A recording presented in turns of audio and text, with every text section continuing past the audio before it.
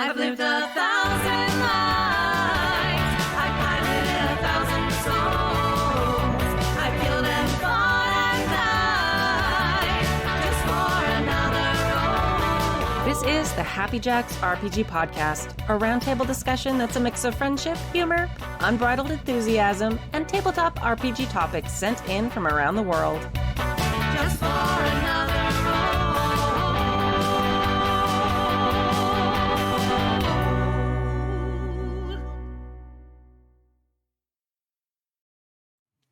Hello, and welcome to the Happy Jacks RPG podcast, season 33, episode 21. My name is Kimmy. This is Bill. I'm Artem. And I'm Alex. In today's episode, our topic is using conventions and one-shots to try uncomfortable games or game systems, like specifically convention one-shots. I don't know how I feel about this, but anyway. Emails.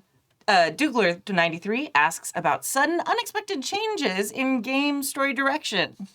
And Steffi from Scotland claps back in the form of a novel about for an email about fudging dice. If you'd like to contribute a question or novel to the show, you can email us at happyjacksrpg@gmail.com. That's happyjacksrpg@gmail.com, or post in the mailbag channel in the Discord. Announcements. The next game days is May 18th, and you can join at happyjacks.org/Discord. It's on the Discord. It's totally free. It's really easy. You just go and you click accept on the game you want to play if there's room left. If you want to run a game, you can do that too. We have a whole bunch of games and a whole bunch of different systems, traditional games, not traditional games, everything in between. Last game days, they had an event where it was like, let's design a game together. So it wasn't even a game yet, and then they made a game. It was very fun. So that is happening May 18th.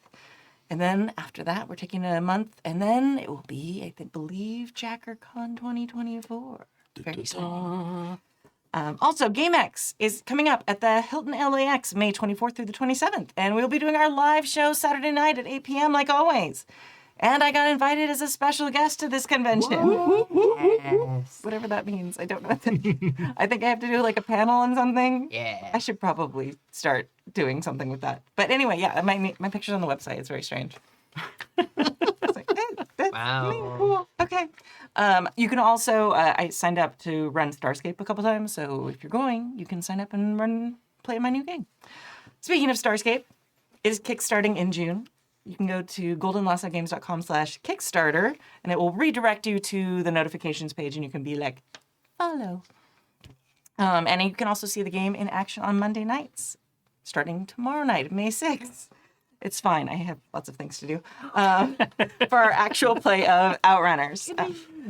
Yes, it's very exciting. I'm stealing an idea that I saw Magpie do for their Rapscallion Kickstarter. We're doing follower goals. Yeah. So if we hit 300 followers, I'm going to do pre-gens of the Firefly crew for Serenity. Yeah. Oh, And that's then great. 400, I'm doing the Next Generation crew. Oh my god. 500 after that, it's Farscape for Moya.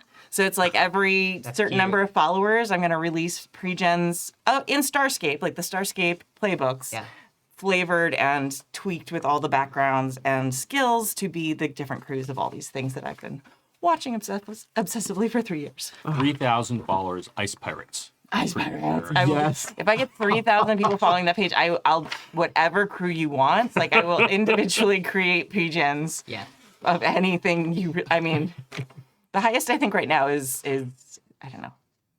It's I don't know, but the top one is the original Star Trek crew. I probably should know, but I haven't had a lot of sleep. So anyway, do the thing. Go to letsgames.com/Kickstarter. Do it. Do the thing. And it's our first episode of May. So we have a new Indie Designer of the Month. Our May Indie Designer of the Month is Stephanie Bryant. Cheer. Woo. Friend of the show. Stephanie is a queer, Emmy-winning game designer, writer, and professional GM. She is a dear friend of Happy Jacks and helps in a number of capacities at our local Strategicon conventions, including Games on Demand, where she helps Tomes run stuff, and she is the person who kind of moderates and runs the game designer coffee that happens very early in the morning on Sunday. And it's very helpful and early. But she's also like sort of was a great mentor when I was first starting to like design games and publish things. And she gave me a lot of amazing advice. And every con we have like a little like dinner or lunch where we talk about stuff. And she's very helpful for my personal game design. So I love you, Stephanie. And you can find all her games on drivethrurpg.com. And if you have to search her name. So if you search for Stephanie Bryant, Stephanie is STEPHANIE and Bryant is BRYANT. Okay, I'm already laughing. I'm sorry. You got this. Yeah, You know that's we're fine. going. That's why. Yeah, Let's do you it. can also find her as Mortaine, MORTAINE, on most social media, including if you want to book her as a GM for startplaying.games. Okay, so the game for this week is amazing. It's called Exit Pursued by a Bear. Oh, so a Shakespeare game. I can't wait. Yeah, It's gonna be yeah. So good. yes. I love But it. yeah, the title is in fact a very famous Shakespeare, it's not a quote, it's a stage direction, Yes. which is from A Winter's Tale. The game is not that at all. So this is like the backstory of the game that is on the thing. So we're kicking back, having a fun night, talking about games, because when your GM calls it sick for the night, that's the next best thing, right? And somehow we got into a pun war about bears. I know. Easy target, right? Big and fluffy, and why are their ears so cute? Anyway, a certain movie based on a true story of a coked up bear has just come out. And we started noodling around with all the casual RPGs you could play with cocaine and bears as a premise. So that's what you're looking at, folks. A zine with 6 game hacks to play out the story of Pablo Esca Bear, the legendary black bear who ate up to 40 pounds of cocaine in the Appalachian Mountains in 1985. We have some of your favorite Bear and Pretzels games, an original solo RPG, and a Fate one-shot. It's available on DriveThruRPG for $5. Please note, due to 2 parts Human Arrow and 1 part Weird Issues with DriveThruRPG, it's marked as an audio product. It's not. It's a PDF product that has an additional audiobook format for accessibility reasons. Nice. Yes. So if you Google Exit Pursued by a Bear on DriveThruRPG, you will find it. It's got a very nice zine cover, like with the bear, and it's really funny. Like, cocaine and bear are stats in one of them. It's amazing. It's just like, Right. those are it. Those are your stats.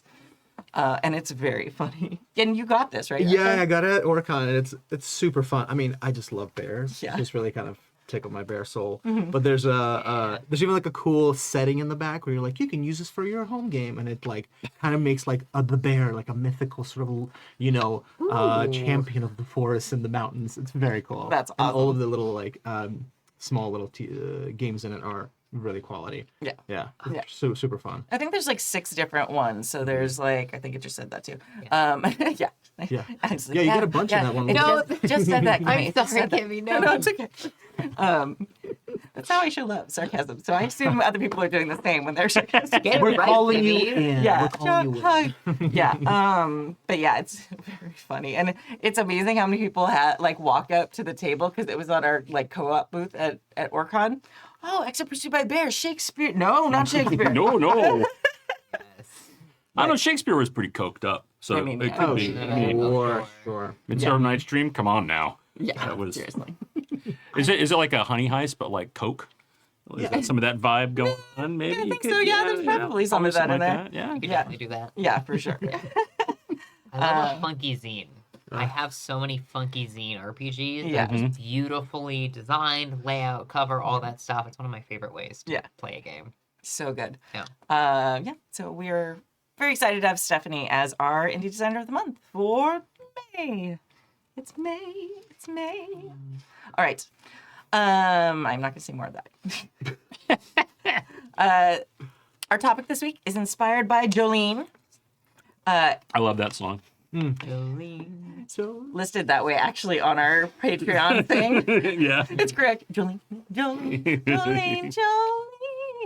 Okay, sorry. I'm sorry. I'm not singing way too much tonight. If you want to try Monster Hearts, I recommend Con Game as the format. You're playing one session. It might be 4 hours max. So play your character like it's a stolen car, go wild, drive fast, and take chances. In a campaign, things can be taken a bit slower and deeper. So this is a reply to a conversation we've had a couple different times in a couple different places about Monster Hearts and how some of the Happy Jacks crew love Monster Hearts more than anything. It's their favorite system, and some of us are absolutely terrified and have no interest in playing it whatsoever. So there's like this dichotomy. So Jolene is an advocate for trying Monster Hearts at a convention specifically. And so my topic that I'm pulling from that is, how do you feel about that? Like it can be Monster Hearts, but there's also a bunch of other games out there that have either like systems or settings that might be something that you're a little nervous about trying or uncomfortable about, but curious about. What do you think of the strategy of a one-shot at a convention for like trying the thing? Well, I will say my first time ever as a story leader for Vampire the Masquerade was at a convention, and that was a wild experience. And I don't think I really played Rules as Written, but who does with Vampire the Masquerade? But it was a blast, and I think the players really knocked it out of the park, and it was a massive learning experience for me as well. I think some of these games that have a reputation for being a little more intense when it comes to things like violence or sex and drugs or topics like that, it can be, you learn a lot from doing that with strangers, especially like your own comfort level in running it, navigating it with players kind of on the fly, figuring out safety tools with people that you've never played with before when you can't test cable chemistry in the same way as you might do for like an actual play or a sponsored stream or something like that. So for me, it's a great way as a GM to learn a game system that might have more intense topics in it. Yeah. I like the idea of basically test driving, right? Because if you're, the other option potentially is like, oh, I'm really interested in this game. I'm going to get into a campaign, either running it or playing in it. And then it's like you're just all in, you're committed. And it's, at least for me, harder to then extricate myself from that.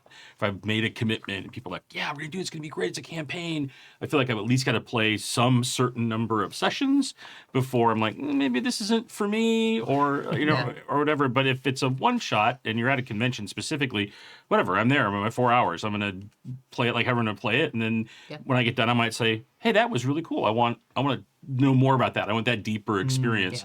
Or it might be like, oh, nah, that just wasn't my flavor. Never touch it Yeah. again. Yeah, I never did again. Yeah, especially because it's like your friends. Yeah. Like, it's like you've made a commitment, but it's at least tangentially probably people you at least have some other relationship with. So, I feel like I like the, like I hadn't really thought of it before, but like thinking on this, and at first, my first reaction to this was absolutely fucking not. Like, no way. I Why don't want not? to. Yeah, just like Monster Hearts already. There's a lot of things about it that make me a little uncomfortable. Like, I'd want to age it up. Yeah. I think also, just as a teacher, like I'm a mandated reporter. Like, I don't want to like pretend to be underage, sexy, timey people. But like I don't know. Just like I think as a woman at conventions, I've had bad experiences. Yeah. Like so many of us, where like, oh, you can, just so many things. We've talked about them on the show before about them. So like immediately with something that has a reputation, like you were saying, for being so deep and getting very romantic and having those like intimate moves and intimate moments as a very integral part of the game, and experiencing like who you are on sexual levels and on, all these different levels. There's a vulnerability that I was like, nope, not a con, not at a con. But then there is like the safety pull, like in emergency, break glass or whatever it is. It's like, oh, I'm so sorry, my phone is ringing. I have to go grab my purse and like leave. And I have zero, like those people. You could just go. Yeah, you could just nope out at any point. Yeah, Yep. and it's like, okay, this is a con game. I mean, maybe not Strategic Con because I know a lot of people there, but like most other cons, it's like you're probably never going to see these people again. Maybe later, like you go to the same restaurant because there's a hotel restaurant or whatever it is, but you just pretend not to know them. And so it's like there's nice to have that lack of strings that like you were just describing, like all the connections that you have to kind of navigate. Well, I've done 4 sessions. I feel like that's enough. I'm still not having fun. you make up the excuse with your friends, like, oh, I'm so sorry, my kid's ballet lesson got switched to tonight, whatever tonight is, the ballet lesson now, and I can't Yep. do the game anymore. Or, are you honest, like, Yeah, I mean, I just say with the people I know, at least, I Yeah. could say like, oh, hey, like I've tried every time, like I'm kind of not into it. Like I feel like the explaining part to if it's like a home game or friends or whatever isn't the challenge. It's the fact that especially if they're all into it, Yeah. and like, oh, but you were gonna do that, you were gonna be the Yeah. thing, and you're like, okay, maybe I'll try a couple more sessions. Like it's easier for me to get pulled into. The excitement of the fun. Like they really want to do it. Well, I don't want to be the one. I don't feel like I'm ruining. Okay, yeah, all right, I'll do it. Like, and then ballet lessons, man. yeah. Oh, I'm so sorry. I'm having such a good time. I hate to ruin this. Ballet. Well, I can't do point shoes though. It really hurt. Yeah, my 4-year-old's not doing point shows. I don't know. I'm kind of right now thinking about running something for GameX, and I would like been wrestling with this question of like, oh, like I just gave you a complex. Like if someone's gonna go to the bathroom, you're like, are you coming back? right, I was like, why did they leave? Yeah. They've been in the bathroom for a long time. No, so I've been like thinking about like, what would I want to do for the con? Like, what's the purpose of it for me, right? Yeah.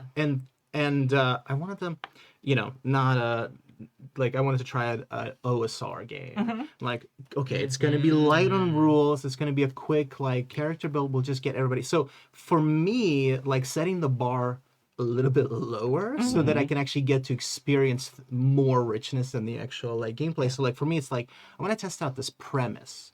Like that's what I'm kind of coming into like thinking about coming into the con with. Like if this premise works on this level and I get a lot of engagement and people are really excited, then I'm like, oh, all right, let's see what happens if like from point A to point C, instead C now becomes point Q, and so we put more points in between, but like I'm almost like thinking of going to the con to test out this like thing and see like, oh, do you know what, maybe this is a glorious one-shot fantastic premise. Yeah. But if people are like, well, what happens next? I'm like, oh, okay, let's see. Yeah.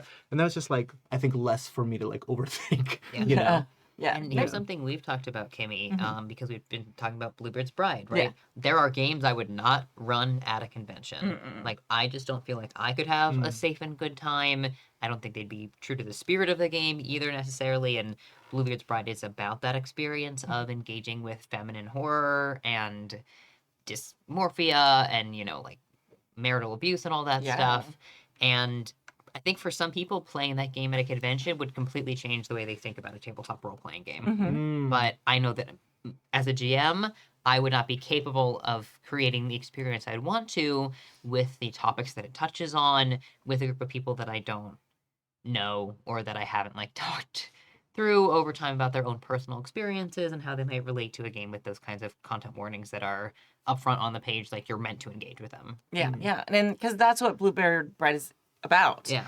And having, like, while that's like that, mile wide, inch deep experience, that very kind of shallow experience with a system can sometimes feel safer. Like, I think that's what Jolene's describing. Yeah.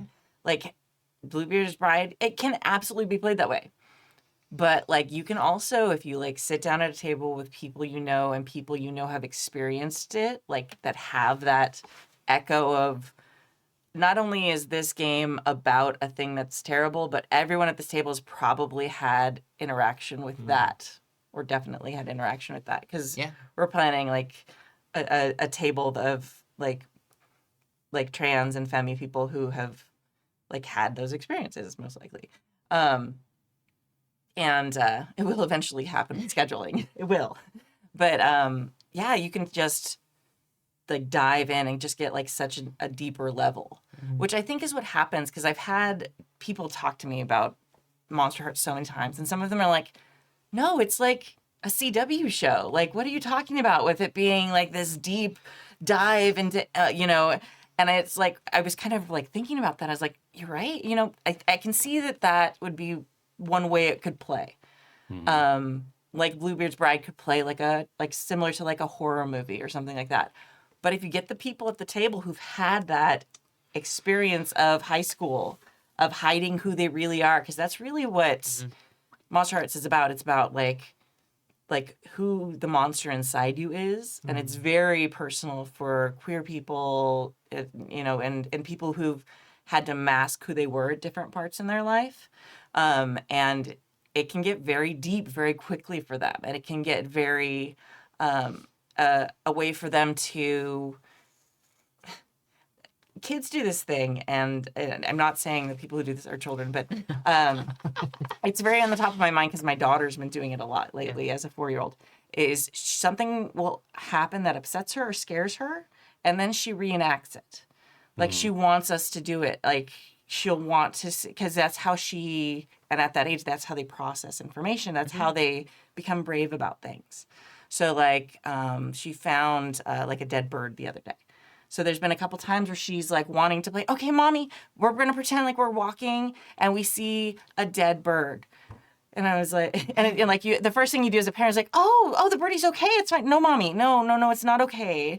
So we're like practicing like that uncomfortable situation. So she's more prepared next time. That's how so we've done a lot of walking by a dead bird lately in the house, which is good for her. Like, it means that she's processing it. Yeah. But, like, and this is, I don't want to like make people like your 4-year-old, but like that's something that the human condition we do. Yeah. We replay things. We watch, we think about it. We talk in our car. What should I have said? Like we reenact those moments.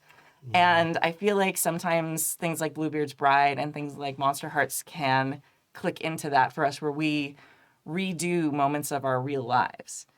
And there's people who engage with it in a way that's just like, hey, we're CW show, super fun, because they don't click with it like that. Mm-hmm. So it's just, I don't know. There's like different ways to engage with it, and I do think, you have to decide. Do you want to engage with it like we're planning on engaging with Bluebeard's Bride, or do you want to engage with it like I would probably want to engage with Monster Hearts? Would be much more surface level at a convention, because the underage thing's still kind of just right. But hopefully there, right? It's going to be the realization, like, you're theoretically the GM's not going to go to those levels of depth just because of the time and the fact that, hey, it's already at the table. I don't know anybody. Yeah. There's no built up trust or understanding amongst people, so you're going to keep it above a certain level. It's also, I feel that I have.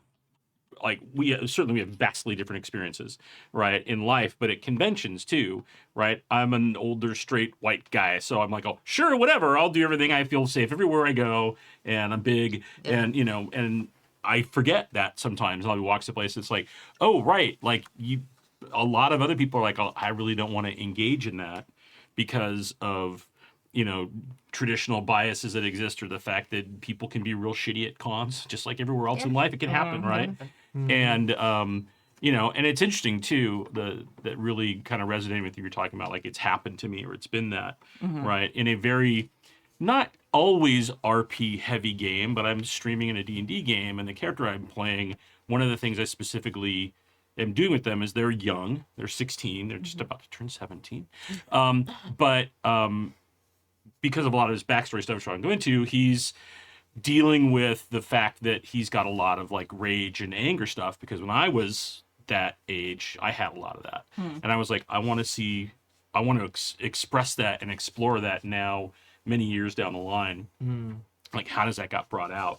And it's an interesting exploration. It's all in context of, controlled by gods and all that kind of stuff or whatever, but it's the underlying current is there, right? There's that touchstone of reality. So I thought that was really interesting. You're talking about playing, a setting or a game where it's like, it's touching on things that have really happened to me, right? And what that is.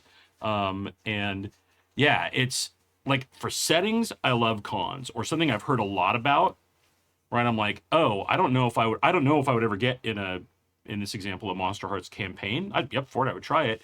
But hey, at a con, if I could go experience what that's like, that system is like, and the setting is like, that might, so I either have me seek out doing it more, be like, oh, okay, I had that. That was cool. That was fun.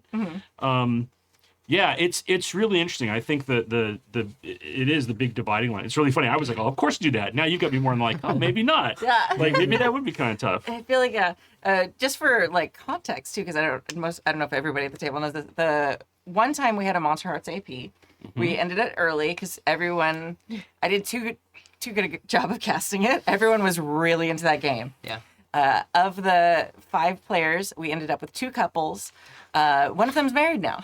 Yeah. Yeah. And so that's The exciting. other, the other It's a powerful system. Yeah. Yeah.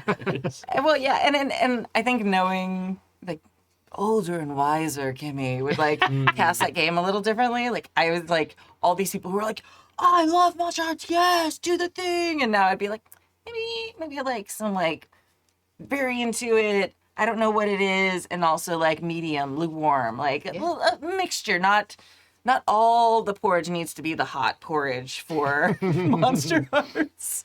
So anyway, Something you were saying, Bill, was kind of made me think about like, you can't sort of like divorce yourself from your own experiences, and they kind of trickle into games. Like I feel like was noticing recently, like most of the characters that I'm playing are somehow people who are affected by war and are trying to kind of stop war. And it's and I realized, oh, it's just like completely just it's soaking in from my like regular life, because it is like it personally been affected by it.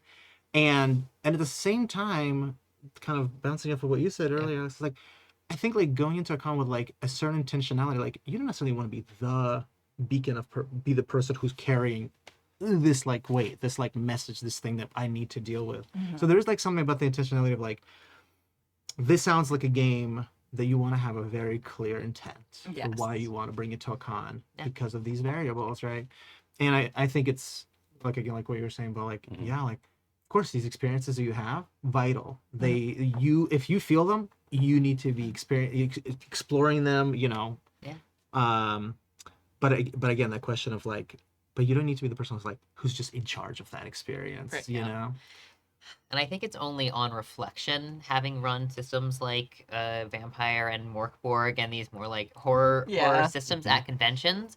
After I ran them and I did that 3 or 4 hour thing, I went and I crashed so hard. Like the energy expenditure of running a game for strangers is already pretty high. Yeah.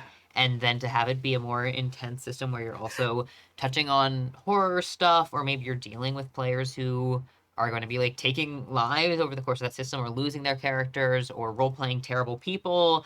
That was a huge thing for me to figure out. But again, like with reflection, those experiences meant so much to me. I felt like I really connected more with the system, more with the setting. I learned something about how I like to run games. I learned something about the people that I was playing with and my own capabilities to like share a really meaningful story with a stranger. And maybe that's just convention games in general. Like they can be really amazing or they can be hit or miss. But yeah, there are the systems that I would experiment with at a con, and there are the ones that are well designed to come with upfront content warnings about how intense they're going to get that I maybe wouldn't run at a con. Yeah. As a play test for them. One of the things that you mentioned earlier that I thought was really interesting was that like running a system for the first time, like, hey, I want to learn about this from the GM seat. I think I don't know if I've ever done that, and this is just a me thing. I always want to know the system really well when I run it, because I assume at least one person at the table will have no experience with it, and I feel like I have to be some kind of a guide, or at least have enough of a handle on the, even not the rule set, but like the setting, the tone, those kinds of things. But that's really interesting. I've never thought about like, oh, hey, so I don't know this system either. Let's figure it out together. I've done a little reading. I think I can get it through character gen. I show up and I'm like, this is my first time, by the way. So if you know what a Tremere is, I don't. Right. You did that at Big Bad Con, right? Yeah. Yeah. It's like Jason and I are walking by and you're like, hi. And we're like, hey, like, sorry, I'm about to run Mockbard. I've never done it before. It's going to be great. And we're just like, woo, go you. But those rules fit on one page. So it's no, very different. Right. Yeah. Beautiful. If you're going to do that with a system, it's a good choice. And again, as someone with ADHD, sometimes I need I'm going to buy a book and learn it the night before to actually learn a system. Yeah. And that has happened with cons, and that's been really great. 100%. Yeah. Yeah, I think my bad thing I do with that is like, okay, I know the system really well. Now I'm going to mess it up and do some crazy stuff with it, and then I'm going to like have way too much shit to actually get done.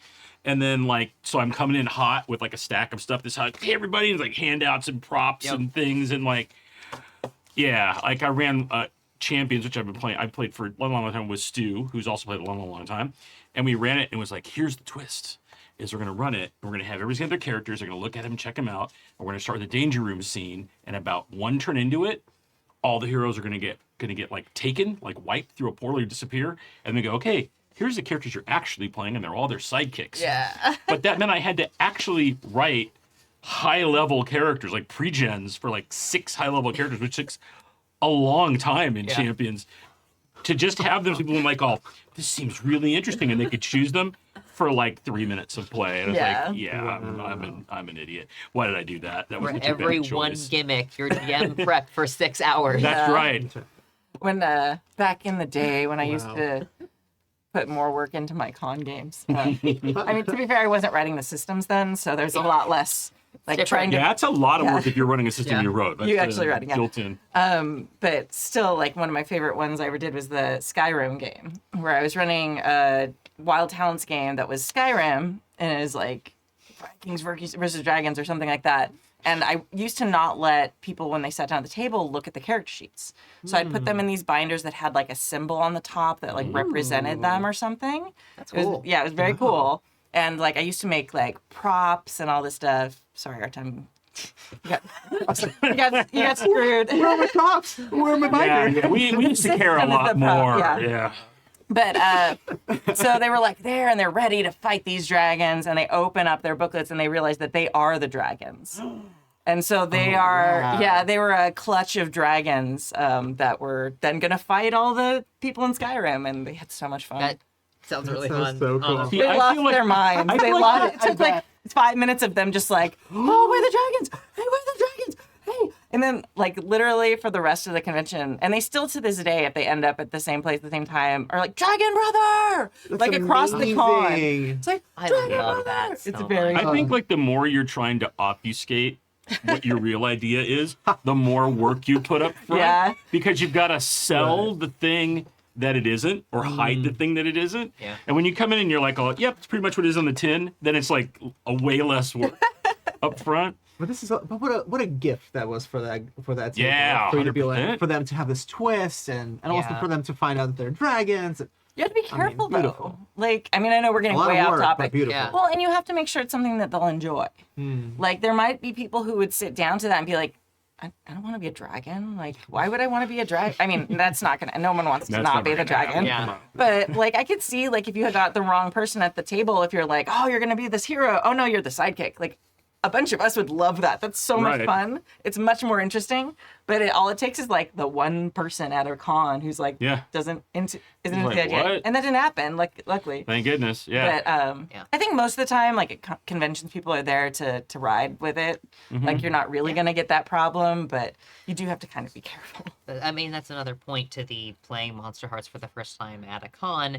You might have that person who's really into doing certain kinds of role play or wants to like play really hard, and other people are not there emotionally for that. And there's always that safety thing of like you might find someone at your table who you haven't been able to vet, and they want to talk about things you don't really want to talk about at a con game. Yeah. So there's definitely the danger of that too. But I have found that can happen no matter what game system you're playing Accurate. at a convention. You're at D&D, and they're like, I roll charisma to see if she's interested. I'm not. I don't care what you roll. Like, Right. there are not enough sides in that D20 to make this happen. I mean, well, that's interesting. Then, like, you know, a GM thought, right, is that if you're running something like Monster Hearts, right, and you're at a convention, like, I feel like you have to be like extra aware and extra alert to watch the people at the table, right? Like, you're running the scenario, right, and you're making sure people understand the system and all those mechanical things you do, but at the same time, your empathetic senses have to be up, right, to see if like, are people getting comfortable? Is this an area where somebody isn't, right? Almost like trying to head off the safety tools if you can, and then make sure like at the beginning everyone knows what they are and how to use them, and they're perfectly fine to use. Yeah, Right. it is a little bit like, what do you actually prep for a game like this? Because it Yeah. ends up being like, oh, this the sensitive material and the approach to sensitivity is like that's the key thing, even if you're not super familiar with the system, but like that's what you want to get the full buy-in of the players. That's like if I'm running a PBTA, I want everybody to understand there's 3 grades of, you know, 6 and under, 7 to 9, you know, like what that means. But yeah, it is a little bit like you want to make sure that like, I mean, for me it's getting ready for systems is so challenging also because I have ADD and I'm like, oh, am I gonna get this right? And then I get insecure, and then I have lots of cool things to give to people, and they forget about it, and there's a mess. But to me, it's like I experience the game when there's other people there, and then I'm like, oh, this is what the game is. Oh, here's pounds of books I can put away. Like here's what's happening, you know. So it is kind of an interesting question. Like if you're gonna prep and you want to do something like this that it like hits hard and could really get people to go to like places they haven't been to in a while. Like, when's the last time you had a deep, tough conversation with somebody in real life? And like that's a good way to check in and be like, okay, if I haven't had a tough conversation with just somebody I know in a while, maybe I'm not quite ready to bring something heavy like this to a convention, you know? Because you might have to have that deep, heavy conversation with a player, Who you don't right? know. Not that you don't even know, and not even just in character thing. Like, you know, a line Safety gets stuff, crossed. You get to a space where it's like, hey, we need to stop and like have like a thoughtful but serious conversation, right? Yeah. And that's almost the hardest part. Yeah. Right, we get so many. There's so many letters that come into the show, even where people are like, "Oh, so I have this problem with my group, right, or my GM," and we're always like, "Oh, be an adult and talk about it." But like that's super so hard. hard. That's super hard. And Totally. Yeah. on the other side, as a player who is more of a forever GM, I don't know if a convention would be the place I would want to try Monster Hearts. But that's as someone who knows a lot more about games and different systems, and so I'm more aware of like the sliding scale of deep emotional intensity to not, and what I'm going to bring to the table, which is I love deep emotional intensity. I don't know if a con would be the place that I would want to do that. But there are other players who like a con is the only time they get to play a role-playing game, and if they get to play a game they haven't seen before, you taught it to them, and it's going to change the way they experience So true. gaming. Yeah, it's a great point. Like, it depends on, if I'm interested in this system, do I think I'd ever have a chance to play it anywhere but here? And if I don't, then it's like, well, I want to try it. Yeah. Right? Like, I would, personally, like something like Monster Hearts, I love to find a GM who really knows it and who I have a level of trust with already, because obviously so much of it is being able to have the trust of everybody at the table to say, okay, now I'm going to go to a really pretty deep place, right? And that's like my Wednesday group that I stream with, like we've been playing for 2 years now, right? And so even though it's all virtual, right, we all have that. And one of the players had to leave the game, and so his character left the game. And by the end of the session, he had ballet lessons. No, he was starting to get callbacks in New York, and he's an actor, and he's like, I guess I can't, and he's been in and out because of.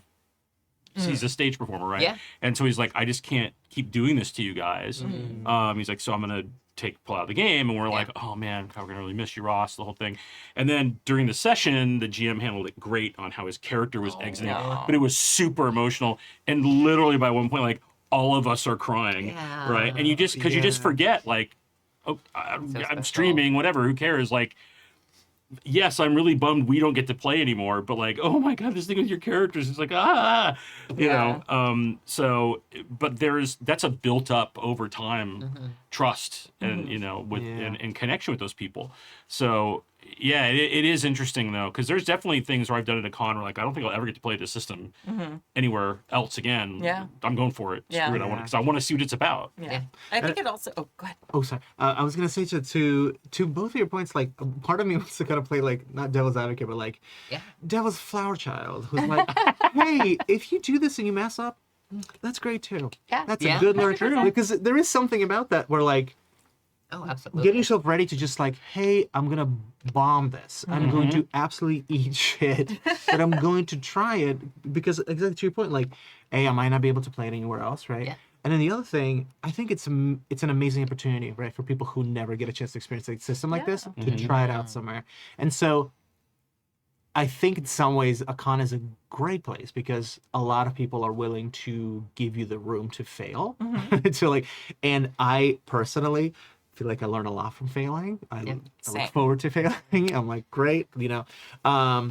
So yeah, and it's not to say that, like, of course when you hit these heavy topics, it's like, oh, you're gonna have a great time just reliving a trauma. Like, no. but I am saying, hey, every that. day I'm My living in a favorite. trauma. Which side of the trauma did I wake up on today? Yeah. But it is like, just if you're mentally and emotionally kind of prepared and say, all right, cool, like one thing that could happen is this blows up in my face. Okay, let's go and see. Yeah, there's a lot of, I think, that'll be fruitful for you in trying something like this out. Yeah. I think.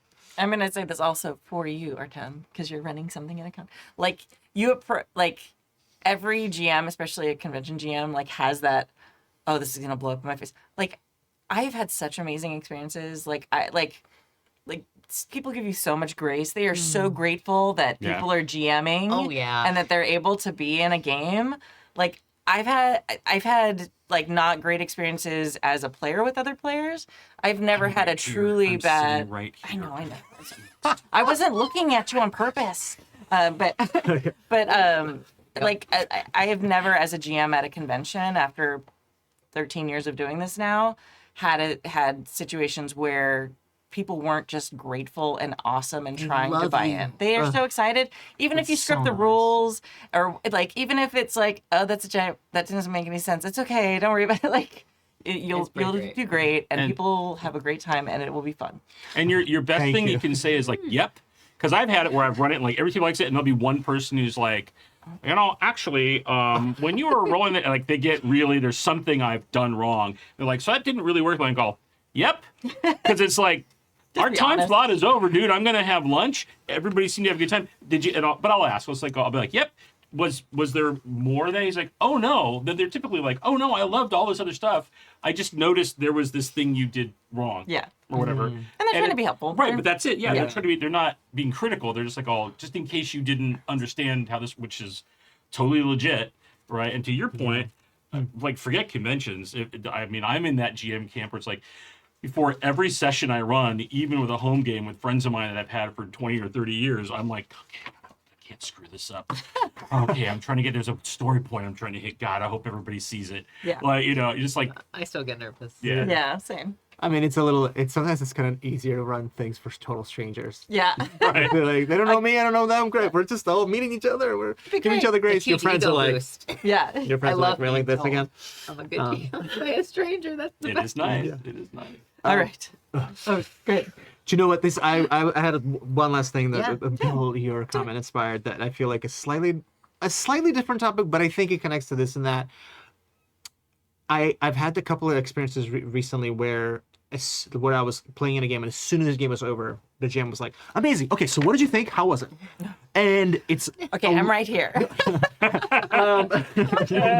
no, but you're great about it. I think you're really good. We took time aside, we like messaged him, but I think there's a real. First of all, Wow. this is something that I want to like actually take classes on Yeah. how to give good feedback, like feedback that could be valuable and really kind of it hits home. But I think especially if you're doing something with like heavy content, I feel like Oh yeah. pre-plan like how are you going to ask for feedback afterwards, so that because there's going to be a moment. I've advice. started doing this thing recently in my home games where I insist, like I don't not forcefully. I'm just like, okay, that was great, guys. Hey, why don't we all go around and share our highlights of the session? Oh, I love huh? doing a rap. Hey, after folks, session. what did you love? What did you love? And so, like, just the sense of that you leave them on this positive note. And I feel like sometimes asking people for feedback, especially if you're suddenly just doing this, and they're like, "Well, that happened, and I wish you did it." Like, like that's the word that could be bad, but Right. but yeah, it's like I don't know. This is a whole other topic about Yeah, but I mean, feedback, like things like stars and wishes can be really useful, right? When you're like, like anything that feels sort of like it's part of the process of the game that you've played, Yeah. right? Without feeling like, all right, now here's my 5-page, please fill this out, right? But just at the end, like, and that's a thing I think. To go back to this, if you were going to be running or playing in something like this, it could be this intense. If you're the GM planning where it's like it's a 4-hour thing, I'm planning for like 3 hours and 3:45. So I might last like 10 or 15 minutes to be like at the end of a workout, like a cool down.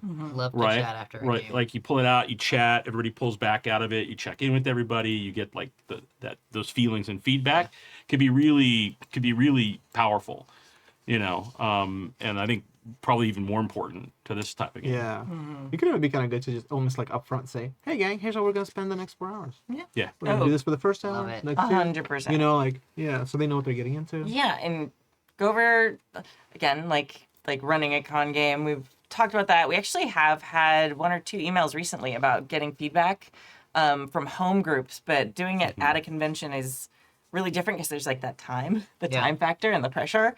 But yeah, like make sure like whatever format there is on the convention to sign up, like be really clear what type of game it is on the sign up part. Oh yeah. So that people don't sign up for, if you're gonna do like a really like emotional, like role play heavy D&D game, don't just say D&D, like explain it. Because people sign up with their like prefab notion.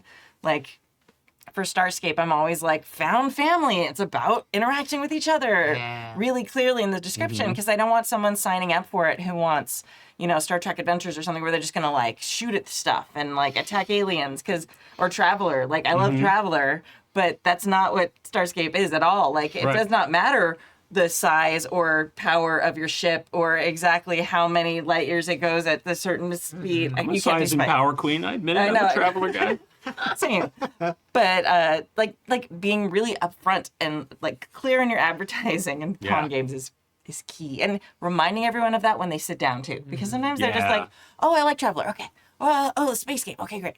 And then you sit down and you're like, this is about a found family in space or whatever it is. Like you will interact with each other 90% of the time, and you might shoot something maybe. And then they're like, I think I'm gonna go get lunch. Good. Enjoy lunch. Nice to meet you. Bye. Like, yeah, just be clear. Be very clear when you start up front. All right. I hope that helped. Thank you, Jolene, for an amazing topic. And we love you. All right, mailbag number 1. Someone else has to read it. I'll start. Okay. Yeah. Happy holidays, Happy Jack crew. Judging by how long it took me to write the last email, I can only assume it's now December once again. I hope 2024 brought you all some awesome game moments, epic in-game drama, and personal growth and development that you are not only happy, but proud of. The inside joke there is last time they wrote an email, they started typing it, and like it literally took them almost like 6 months or a year to like actually finish typing the email because they kept forgetting and like going back to it. So yeah. Thank you. No problem. Yeah, and quicker this time. That's good. Yeah. So this story actually takes place a few days after I sent my last email, and probably would have made it onto that email if it had happened before I sent it. So for the last few months, I've had the most of the time pleasure to be the keeper for a game of Brindlewood Bay. I like the most of the time pleasure. That's a great way of describing something. For those of you who are not aware of what Brindlewood Bay is, it's a TTRPG in the vein of a classic cozy murder mystery shows, such as Murder, She Wrote, and it combines that with overarching dark conspiracy with an elvish twist. Yeah. Well, my players and I were playing the Dead Man's Hand pre-made mystery, and the Coven, what my players chose to name their book club, were trying to figure out the mystery of who murdered Charles the Ace Rogers. Most of the clues that they found lead the Coven to the mayor's financial indiscretions with the town's money. The last piece of evidence they found was another contestant bribing Charles Ace Rogers to knock the mayor and his accomplices out of the tournament. So 2 of the Coven ended up chasing the mayor through the secret tunnel that the Coven, UES, the Coven, pre-read to figure out what that word was supposed to be, were singing the Secret Tunnel song every time it was mentioned, because it's a song that works with every secret tunnel, with the sheriff, while the last member of the Coven confronted the mayor's accomplice, who were having an intense love-hate attraction to. Where passionate words were shared between the two, and a critical warning that there was more going on than they thought there was. Well, with the mayor arrested, the Coven realized that there needed to be a new mayor. And with everything going on, they would not be able to trust anyone who wanted to do the job. So one of them would have to run for mayor. One of them was ineligible as they had a criminal record, and even I don't know how many active warrants out for them. Could run for president, though. Another just wanted to be the campaign manager, so it was left to one player to run. I can truthfully say I never expected any of them to run for mayor. I also have no idea how one does that. So I now have to figure out broad strokes of how it's done. Yeah. I love that they have the minutia of if you have a criminal record, you can't run, but they don't Right. actually know how the Yeah, actual yeah. election We know process- this Right. much. I know this much. All in all, it was a really fun session, and I got to narrate a very spooky after credits scene at the end. Nice. So I guess I should end this with a question. So have your players ever tossed a curveball that you didn't see coming? And how did that change where you thought the story was going? Dougler93. P.S. Looks like I finished this in February. So I guess those well-wishing at the start is what I'm wishing you for the rest of the year. Well, see, it's fine. We get there and you got there. It's Give me a only seat. May now. PPS, if you're not driving, drink. I'll have some. Curveballs. Oh my gosh, every game, right? Like Every game. All the every time. time. I'm having trouble narrowing it down. Honestly. There's so many. I had a curveball recently Okay. in a streamed game that's been a little bit on and off, where I have had this amazing player who has had a character who has cared a lot about romantic attraction and been like processing the loss of a partner in the backstory with these like attractions to different NPCs and kind of like a flirty guy, right? And recently I offered up this hag in the game, you know, that classic like cursed bargains thing. Yeah. And the player had been talking for a while about just his character not sleeping and like wanting to figure out if they could have the character have a sleep thing happen, like the ability to trance or whatever. And so I was expecting this hag bargain to come in and the player would go, okay, well, I don't want to have these nightmares anymore. Like, can you make it so I can't sleep? And instead, they straight up came in with, can you revive my dead partner? And I was not expecting that at all. But it was such an amazing, fantastic choice. Yeah. And I had like, the player decided to have this, you know, tragic backstory element, and it's something that I really enjoy running with. I had never anticipated reviving the character. But because I had played the character plenty of times in backstories and dreamscape scenes and all that stuff, I really like to do flashbacks. But it completely reframed the whole character's arc for me. That now I knew exactly where he was going, what he was looking for. And I decided in the Hag Bargain that this character, after consulting with the player, could no longer feel the pleasure of physical touch or romantic intimacy. So, like, in order to pursue this lost partner, they could no longer drown their sad feelings in tenderness and intimacy. The hag would get the pleasure from those experiences instead. And that, like, Is genius. Oh my lord. That's Alex. amazing. it was Alex. such a great scene. It was so much fun. Oh my gosh. But then I have this direction for this character now of, like, pursuing this giantess who knows about this, like, old resurrection ritual and all these things.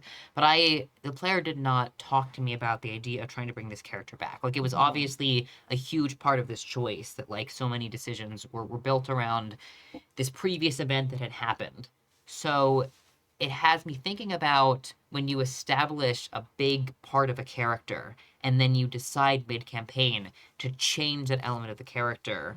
What does that look like? How does that affect the story? I, for one, loved it, right? I mean, it's just like a great offering. So good. Right? To have a resurrection quest. That's like a classic, super fun thing to do. But not anticipating it actually made it sweeter versus in some cases, I might actually sit aside with the player and go like, okay, if you're looking for your mom and then you tell me 7 sessions in that your mom's dead, I set up a lot of NPCs to help you find your mom. Now I don't really know what to do with that. So that twist could be good or it could be difficult to work with. Yeah, absolutely. Ooh, yeah. Dang. You, Got like goosebumps in that. yeah, you like it heavy, huh? Oh my god. And again, this is with a group I've been playing Wow. with for a bunch of years and love them pieces. But Whoa. So good. Yeah, I love when players. I love a I mean, curveball. as a player, and Kimmy knows this, my favorite weapon is a monkey wrench. I'm a classic, like, Yeah. I'm going to screw everything up through my character choices. But I love as a GM when Not screw somebody things does up. that. Make things Make them interesting. interesting. Make them interesting. Yes, that's a much better way of Yeah. putting it. But I love in a campaign, especially when you've been playing for a long time and someone's like, hey, I want to... I love it when it happens at the table. I also love it when someone comes to me and says, here's the thing I want to do. Yeah. But I don't want the party to know. Right? Like, I want to have this happen. And so we plan was to be. So I'll use an actual case in my Thursday night Eberron home game. Kurt Potts, who we all know, was playing a sorcerer warlock, and he's like, I think I want to drop the sorcerer part, and I want to do this big, like, complete commitment to my patron. And I'm like, okay, that sounds pretty cool. And I'm like, and we talked a little about that, and he's like, so I want to, I have to write about the character. Like, hey, great, yeah, we talked about it. And then I said, do you want to know when it's going to happen? Ooh, And he's like, no. I said, good. Right? And I said, do you want the party to know what's going to happen? He's like, no. I said, good. Right? So now there's going to be a lot of curveballs. He's going to throw a curveball at the party. I get to throw a curveball at him. Right? And so they got into a fight on an airship. And I knew that at the level he was at, if he was completely a warlock with a genie patron, he could activate flight as a feat. Oh, perfect. Right. So and I brought this mana worm in that basically eats spell slots, and it's a big nasty monster, and they're all fighting it. And I'm carefully tracking like what everybody can do, and I'm eating specific spell slots until I get to a point where it rushes up and it like hits him, and like he's smart, and so one point he just messaged me, he's like, "Oh, is it gonna be now?" And I'm like, yep. So he knows he's got one spell slot he can throw Featherfall with. So Kurt casts a different spell with it. So he helps burn the spell slot. Yeah. The Manward comes in and like knocks him off the ship. And he starts to fall. And of course, because all the mechanics, like no one's going to be able to, because of turn order, get there to save him. Or even if they jump after him, because one of the characters has a Featherfall thing he can activate once a day, he's not going to catch him. Yeah. And I'm like, so what does everybody do? And I let them all like, they're burning the edge of the airship. He falls, and I'm like, hey, time freezes. And then basically he cries out as he's falling for his patron. And he's like, oh my God, you got to save me. Time stops. Okay, great. Here's the deal. Here's what's going to happen. Yeah. You have to do this whole thing. So fun. And then he's like, okay, yes. Yeah, I'll do it. It's like, it's that or die, right? Like, yes, I'll do it. And then, so it's like, great. You're like, and so I'm like, great. You're full warlock, and your spell slots are all recharged. Oh, Right? And so now, because like they were effed, things were not going to go great, right? And so they're there, and they're like, "Oh, what?" And then it's like he just like goes, and I love it. I love Kurt. He's like, "Okay, so what happens is like my legs disappear, and it's like that whirlwind thing you see, like in the classic cartoon genie, and he flies up, and this big thing. And they're like." Tasmanian devil. Yeah, exactly. And they're like, what just happened? Because none of them understand what's going on. And he was like, he only figured out about like a round before a turn for it to happen. And he's like, wait, is it now? I'm like, yes, it's now. And he's like, oh my God. So it was this great, everybody got the curveballs, right? And then it's been interesting to see, like you said, like what are the aftermath of that? So things are very different for him now, and he plays himself very differently. And part of his deal is that whenever he gets a nat 1, whenever he critically fails, his power now feeds back on him, and he gets Lichtenberg scars that increasingly go up. And we played last Thursday, and he rolled 2 nat 1s on 2 of his Eldritch Blasts. It has to be an Eldritch power. And so I said, so you can feel it feeding back. And like, this is going to be bad. He knows it's going to be bad. And I'm like, your patron speaks to you. Do you, and she asks you, do you want to take this, or do you want to give it to your, because there was another character like between him and the target. Would you like to share the experience? And he was like, yeah, I'm holding this contract. Like, no, I'm going to give it to the other character, who as a result ended up dying. Oh shoot, that's pretty intense. Not from him, but like knocked them down far enough that when the next attack happened, would have survived it, but didn't. So from him. From him, yes, right. God. And so everybody's like, what just happened? He's like, oh my God, what an accident. And then he starts rationalizing it to his patron. Look, I had a concert, and so I was like, no, I didn't say you did anything wrong. It's like, and he's like, what? And he's like, oh, I'm proud of you. And then he's like, oh, huh? Because now he's got this whole like, how much do I reveal, right? So I like as a GM, I like throwing the curveballs back to players that give you curveballs. Yeah. Right? And then if I have players that are more kind of straight with where they go with stuff, Like I don't know. I like to play at the level they want to play. Yeah. Oh goodness, that is It's great. so many levels. Amazing. I mean, I was gonna share a curveball that I feel like it's just not as intense, It's good. but it did. great. But it was a curveball I think that ended up being had like, I guess it had like a more of a meta personal thing that it did for this other player. Interesting. Yeah, so we was playing with this group that I met before the pandemic, and then we went to straight like virtual, and we just were playing for like, I don't know, 3 years, and it ended really recently. And at some point there was a thing where in this homebrew world they left it. They were going to another continent, and that continent was like, oh, this is where I can set all of the Wizards of the Coast IP if we ever need to use this. So that's the Sword Coast chunk of that. Right. And in between there was this island that like I used some really cool third-party content called like Onigashima, and it's like all Japanese oni folklore inspired. So these like ogres kind of walking around. So it's like really cool. You can go to like the hot saunas and so everybody like there's just this huge. They basically caused a town-wide rebellion from where they left. Ooh. And so they're like, we need a break. And I was like, spa day with the ogres. Let's go bathe in some hot springs. Fantastic. And so they get to Onigashima. They're hanging out. They're in tubs with burly ogres. They're having a great time. And one of my players, and this is something that they had mentioned a really long time ago.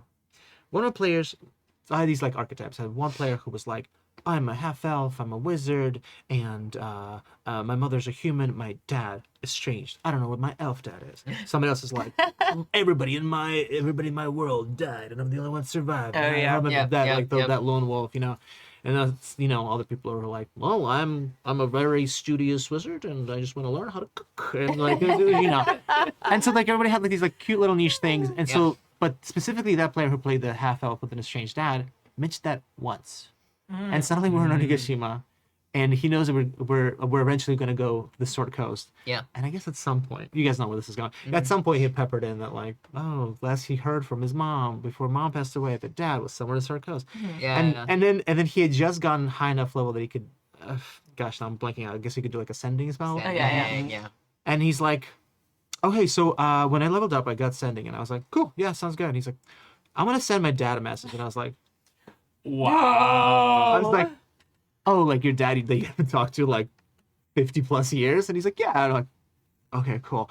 And the thing is, this goes back to my ADD brain. I'm not always really clear on how rules work. I need to look them up. And in the moment, I just went with it, and It's such a cool thing, though.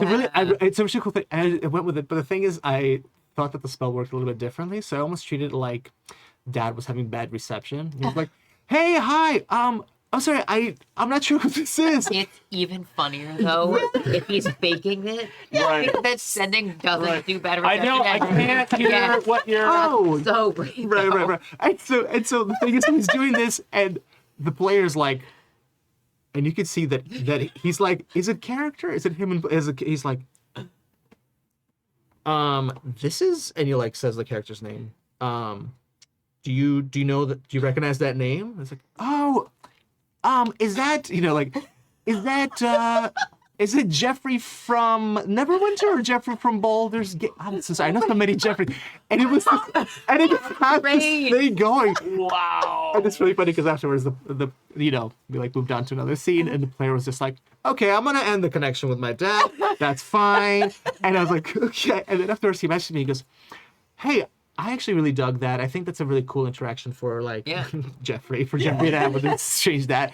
And he's like, just so you know, the sending spell doesn't quite work like that. I was like, do you know that? And I was like, right. I wasn't sure, but what do you think about it working? He's like, I kind of actually like that it's working like that. And then it ended up being this thing where he would occasionally message his dad, and he would kind of do this thing and be like, all right, dad, like, you know who this is. And he's like, yeah, look. And then it started turning out like, dad's like kind of doing freelance jobs. Dad's like a bit of a bum. He's like an elf, so he's like super, but he's just been kind of scraping by for over half a century. Yeah. And it was this interesting thing. It became really real. And then at some point the player was like, yeah, I dig this. Like, I'll see if this is something that I want to continue. And it's interesting because then getting to know him more personally, I realized that this is actually kind of coming from a personal place where he didn't know his dad most of his life, and that he wanted a character that's built around this. And I think it was just great that we had this trust to be able to kind of play around with this, because again, as soon as I sort of, I'm sorry, who is this? I have so few bars. I'm sorry, I have a lot of slots. He right away kind of clicked into like me doing a thing, and he was able to kind of improv with it. Yeah. But it was kind of nice to see, he took this opportunity, and even though he threw me a curveball and I threw one accidentally back to him, overall it ended up being kind of like, I think he got the satisfaction of what he wanted out of that. That's awesome. That intricate idea. Yeah. So That's amazing. And it also like raises the question: do you just have kids and all these different and give us all the same Oh my name? God. Like, seriously, are we all named after you? Like, what's happening? elves? They do get around.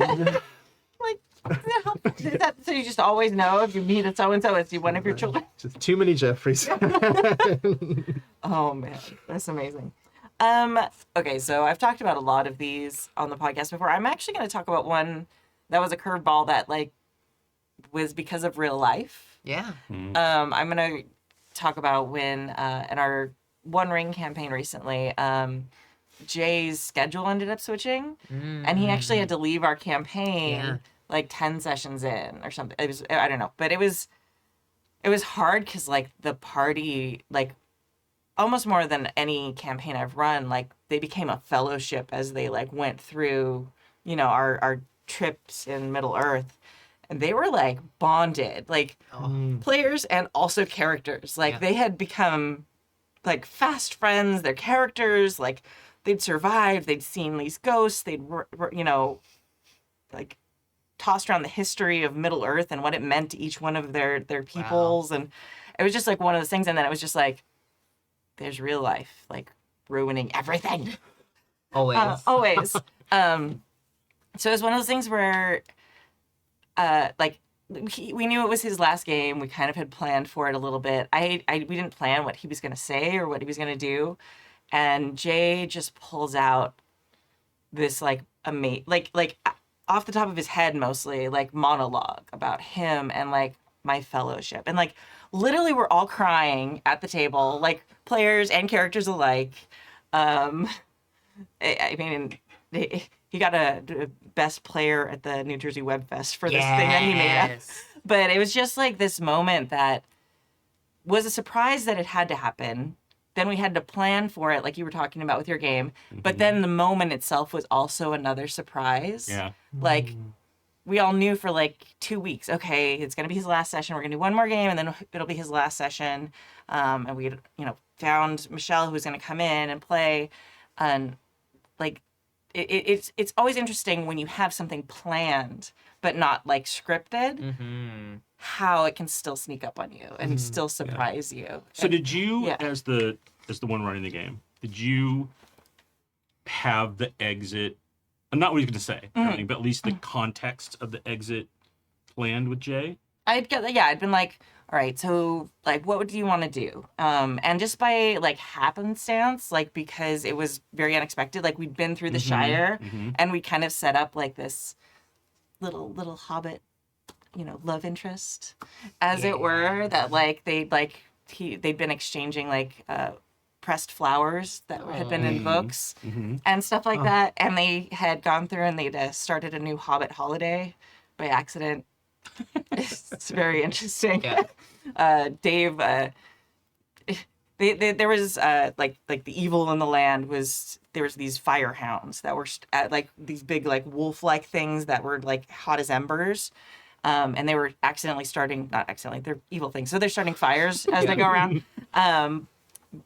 So they were really worried. The Fellowship was worried about these little hobbit villages, so they'd gone through the village like, Dave is a dwarf, and he had a shtick where he had rock candy in the shape of gems. Like that was his thing that he always had with him as a dwarf.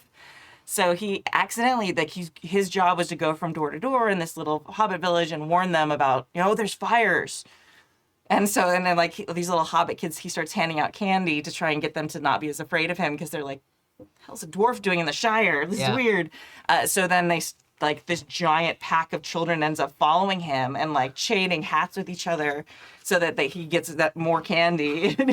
And he like fails his role to like notice that it's the same kids over and over again. So it starts this like the fire dwarf, basically the equivalent of like Halloween where kids get candy and they have like the fire dwarf that they burn or whatever. But like in that we'd learned a little bit about Sausage's backstory.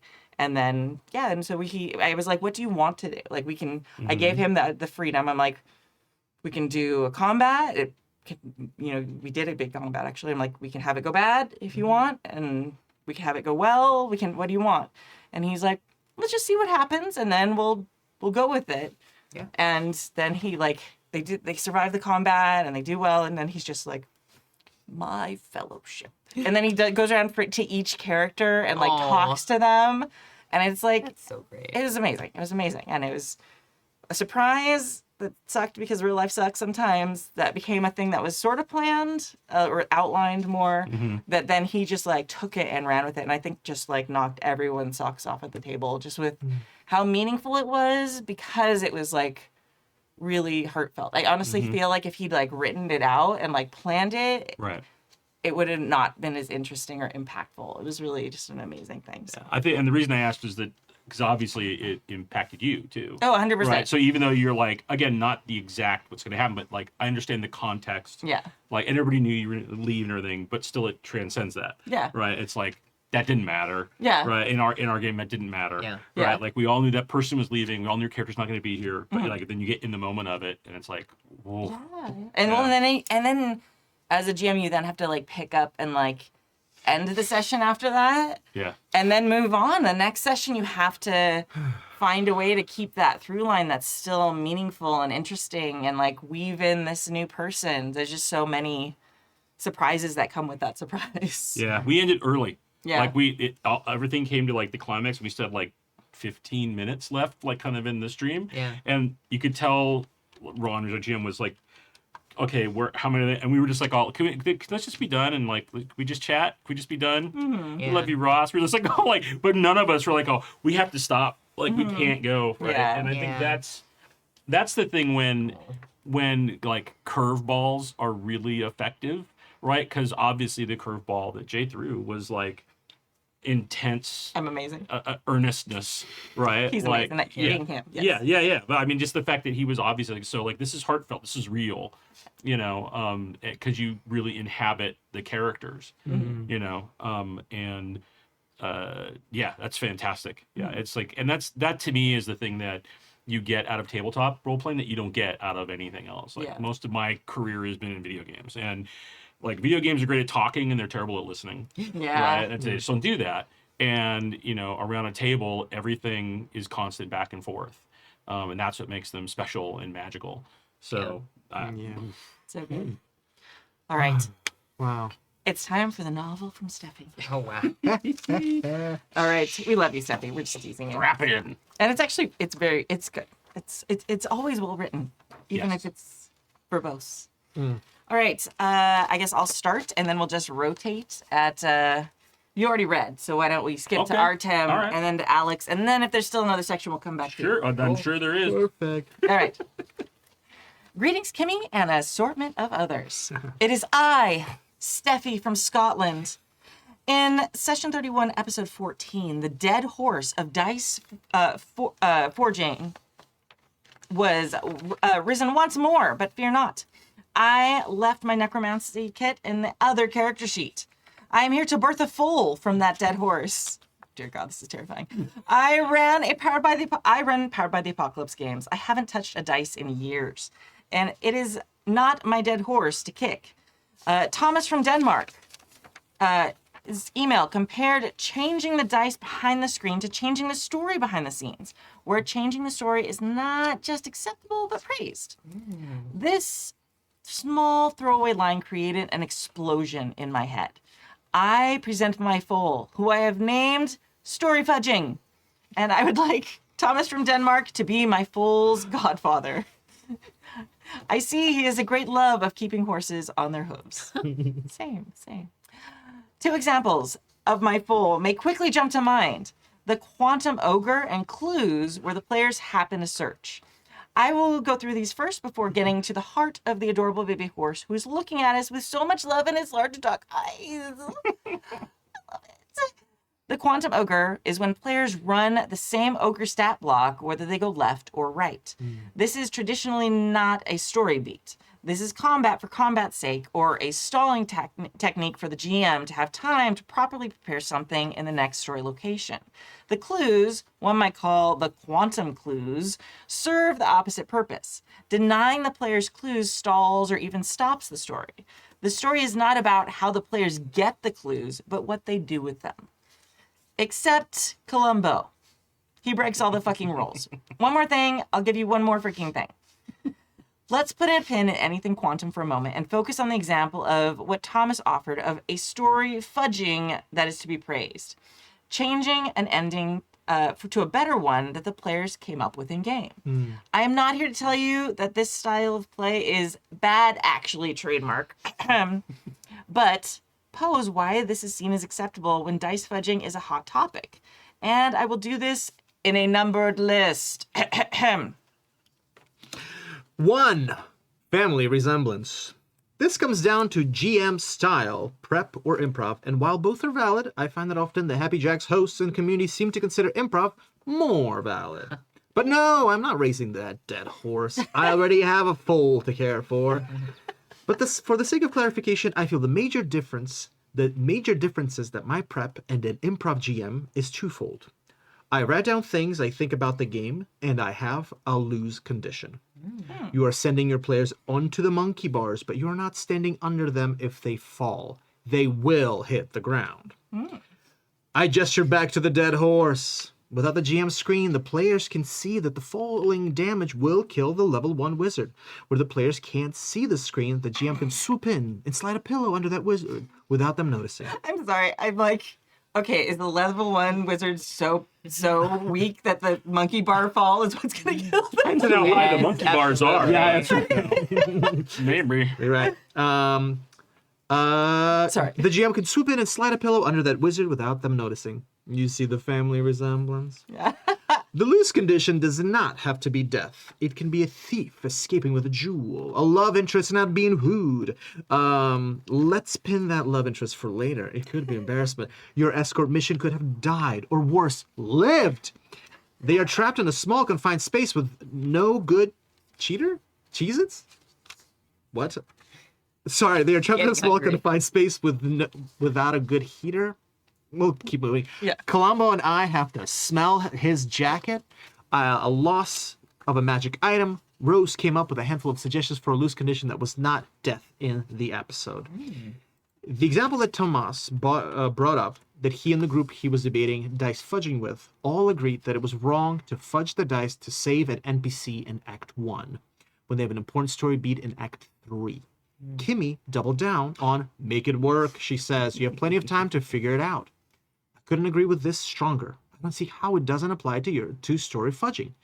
If the PC doesn't trust that the NPC and kill them in their sleep, frame them for murder, or set them up with an attractive NPC so they will settle down, we'd have lots of little NPCs together. Taking that NPC out of the action just makes it work. Respect the actions of the players as much as you respect the dice. 2. Confidence. I'm going to be brutally honest. A lot of the people who I have played TTRPGs with have shown signs of insecurity regarding playing or running games. It's almost as if it's a hobby built around nerds. What? But human beings are, in fact, fragile creatures both inside and out, unlike these immortal horses. Of course we're insecure. We're not Columbo, that arrogant dip. All horses are immortal in my stories, okay? Yeah. I feel telling you that use fragile nerd brains that maybe those people who don't know your twist have a better idea than them, and they should change everything to appease the players is a mistake. Of course, I'm not quoting directly. I am paraphrasing for A, comedic effect, and B, to highlight my point that it's not advice that encourages players to build confidence in themselves or build the skills to make better twists. I love a moment when a player works out a reveal ahead of time more than when they're surprised. But both are positive reinforcement that I did a good job. It's part of the reason I enjoy GMing. I made my friends happy. Me. I didn't cheat, steal the cake they left cooling on their window edge and serve it to them later, claiming it was my cake. They have their cake, and they ate mine too. Aw. Hooray!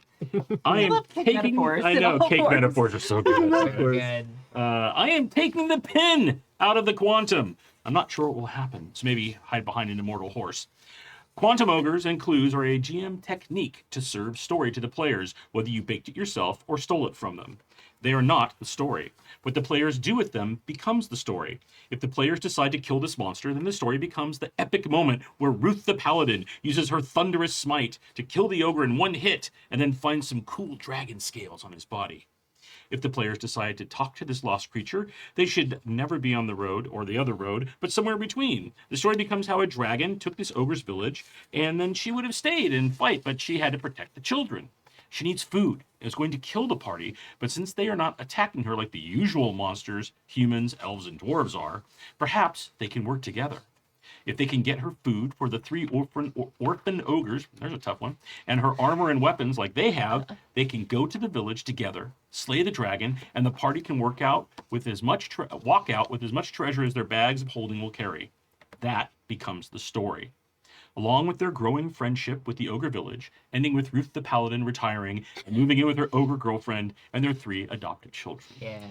This is a game. The GM is to present problems or conflicts for the players to react to and be surprised and sometimes confused at those reactions.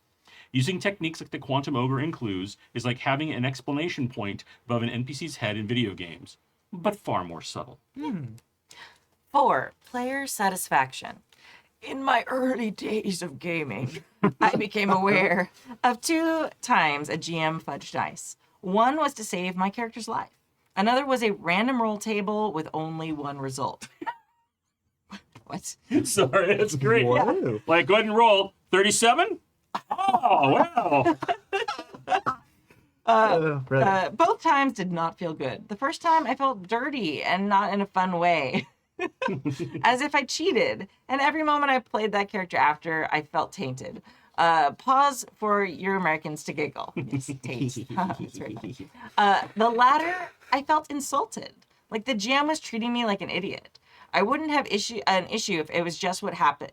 If that was just what happened at this area. He was the GM. He was meant to tell us when things happen.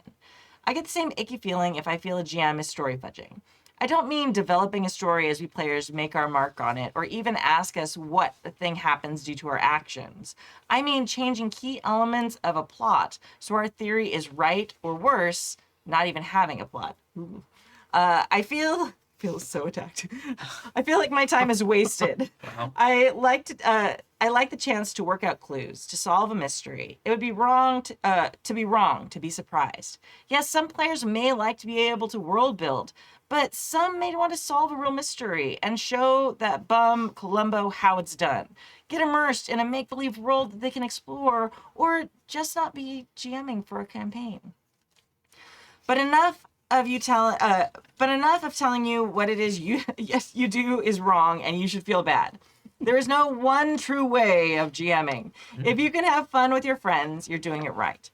I was just wanting to take story fudging of this podium and it's been too long, and place it's beside its mother as an approach for some people may have issue with if they found out that the GM was doing it. It's another session 0 subject. I want my players to know what expectations to have going in and what expectations I have of them, and when to approach me for compromise. But before I leave you to discuss how I'm right or prove yourselves wrong, the last pin I have to take out. Love interests. NPC love interests, to be more exact. While I run Masks, a game about teenagers where romance and dating is often a factor, NPC love interests always spark my insecurity.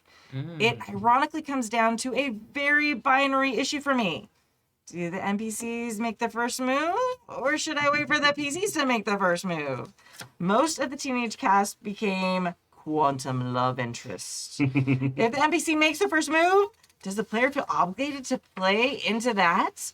They feel that that's their only assigned love interest, and they think that it's connected to a plot hook, and they'll be disappointed by the cute hand-holding and an invite to the dance not being a supervillain trap.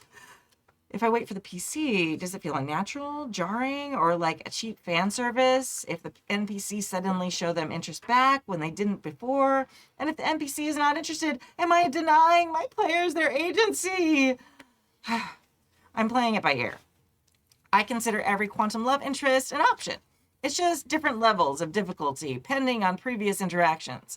The super soldier, kept locked up most of their life, is desperate to enjoy life, and may happily kiss a PC out of the blue because they're feeling energized after a superpower race. The hyperactive NB whose libido is connected to their danger sense may be incredibly attracted to everyone with dangerous powers, skills, or personality, but will be resistant to make a move because they have in the past had bad experiences in the past that didn't turn out so well. The supervillain that the PCs beat up, humiliated, and call names is going to take some real effort by the PC to turn that around. Hey, we don't kink shame here, you never know.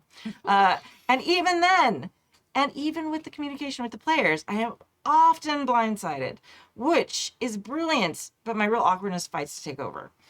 How do the hosts approach potential NPC love interests in a game? You all make it look so easy and not at all awkward.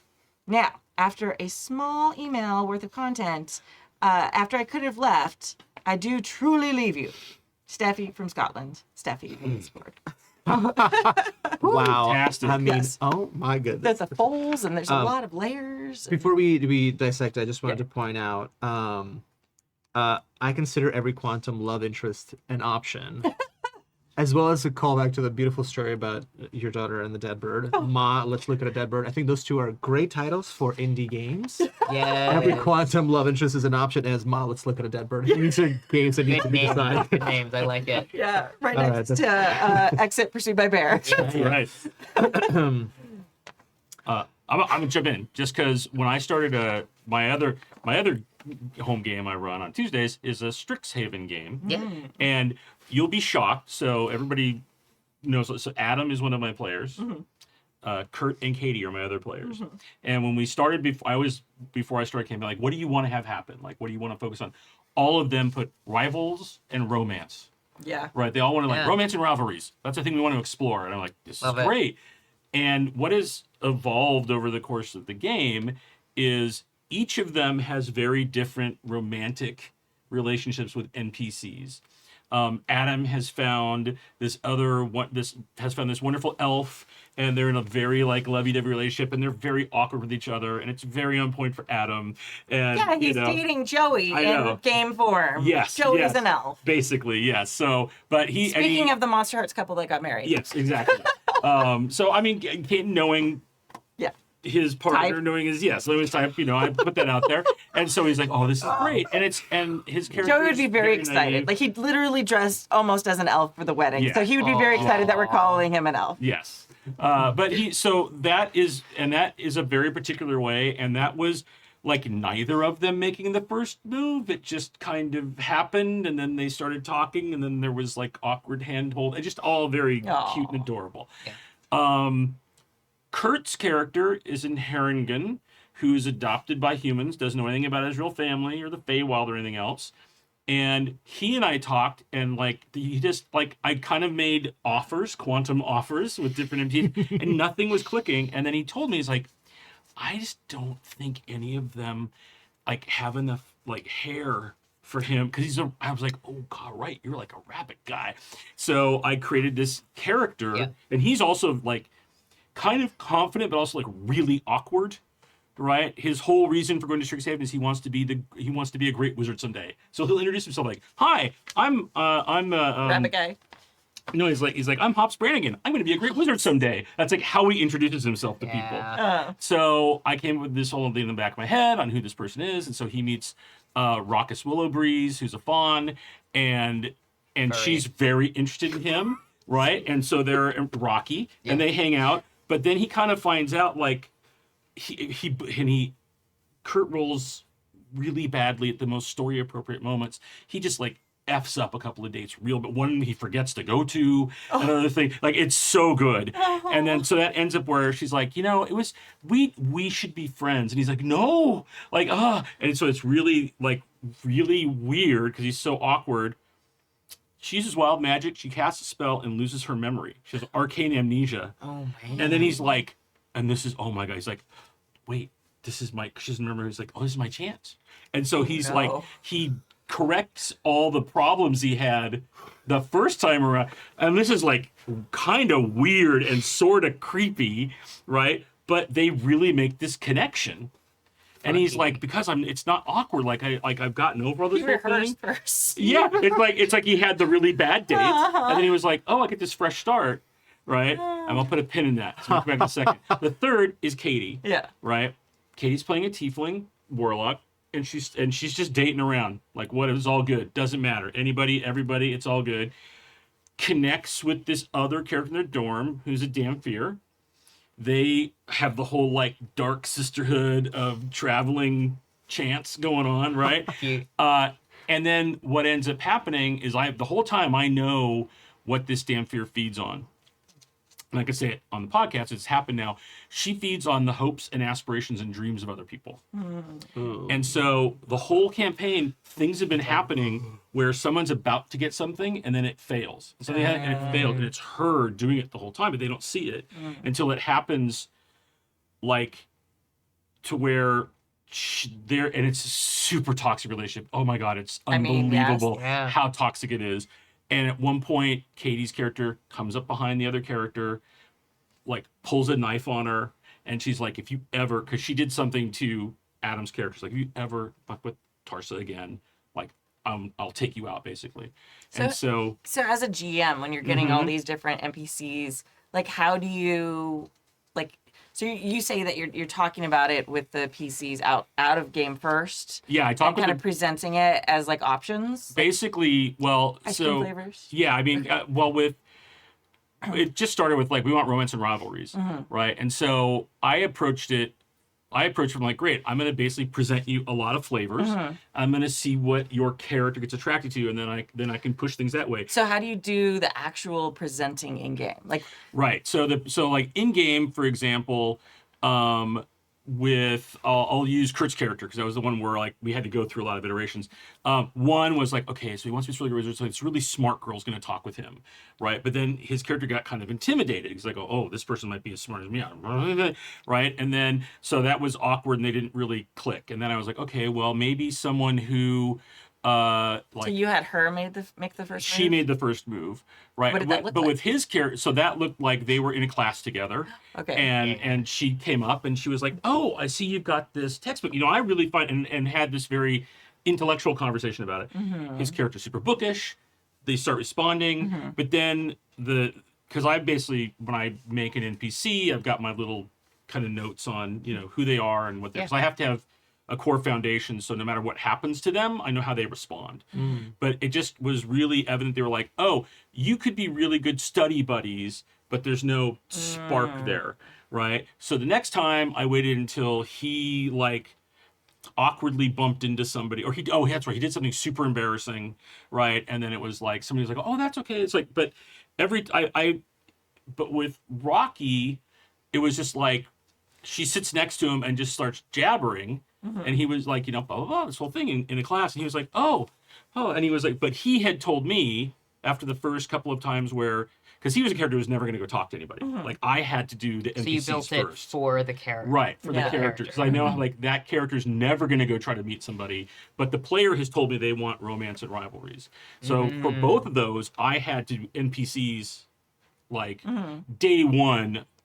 His character's also afraid of owlins because he's a rabbit. So day one, I have this like small Napoleon complex owlin come up to him and just like start bullying him, and he's like, "Oh, he's freaking out." So like, there's your rival, right? And then it's like, but the romance thing took a while until out of game, right, out of character.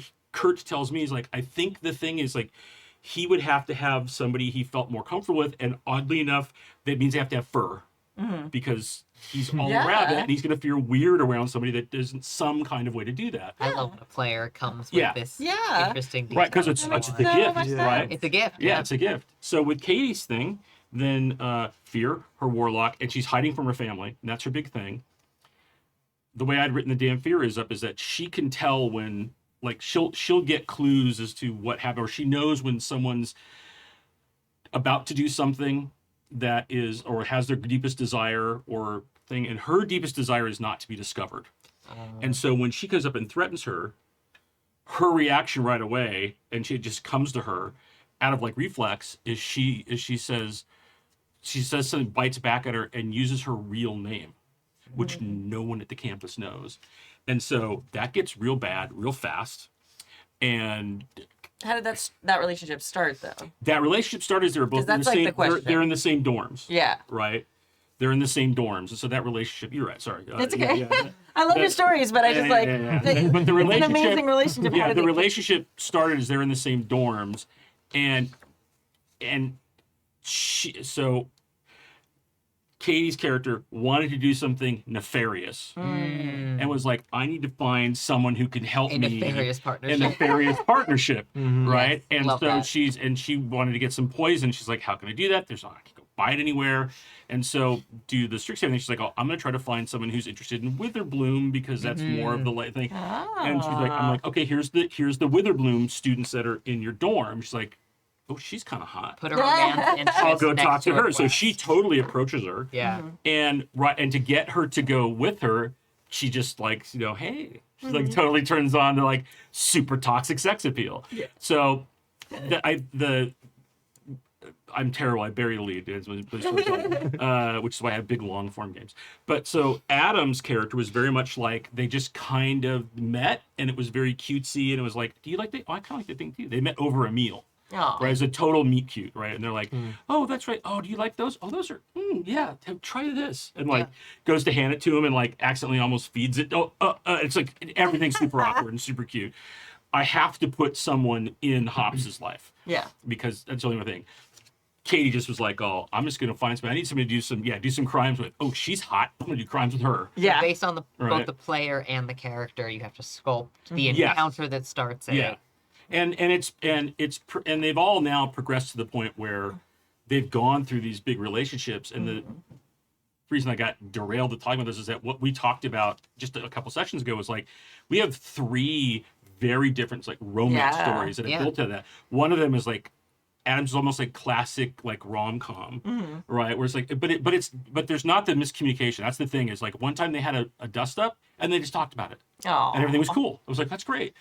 The classic rom-com is Kurtz with the really weird ass twist of like, oh, she's got amnesia. a Now I 90 can fix everything. It's a 90s It's a rom-com. 90s rom-com where you're like, oh, it's Yeah. kind of It's a little problematic. Yeah, like, oh, how's this going to end up? Is it going to be real kind of, is it going to be bad? It's going to look bad in 10 years? You're going to watch that film and go, oh, no, yeah. And then it's like hot mess, toxic, right? But knows it. But knows it. Oh, no, and totally owns it. And Yeah. that's been the whole thing. And so from a how to get them together is one thing. And then once you've done that, it's like how you play those all out. Yeah. Right? And that's the gymnastics. Yeah. I found one thing that really helps is setting a tone with a NPC couple. So, like, a lot of times when you're in a game, even if people are interested in romance, they're kind of hesitant, especially at a table of, like, their real-life friends, to, like, be the first one to, like, jump in and, like, I don't know, we're best friends. Like, I know your wife and you know my husband. Is it, like, Right. weird? Like, if you have first, like, this, like, power couple or whoever they see that they're interacting with that kind of sets the tone or kind of teaches them the romance norms of that world, it can actually really kick things off and get people thinking in that way. Like, oh, okay. I know you keep talking about One Ring tonight, but one of the things in that that game is there's a Celebrimbor is in the Silmarillion. He helps make the rings. And there's not like a lot written about him, but there's this tower we made in there, and I made it so his partner, who was his apprentice, was like put to sleep with the power, and there's a big story thing around it. Go watch the thing. But when they wake him up, they then have to explain to him that Celebrimbor, your love is dead. Which is a big deal to elves, because elves in Lord of the Rings don't die. So the fact that Celebrimbor is dead and they're having to explain that to his love, it's like, well, now I get to live forever.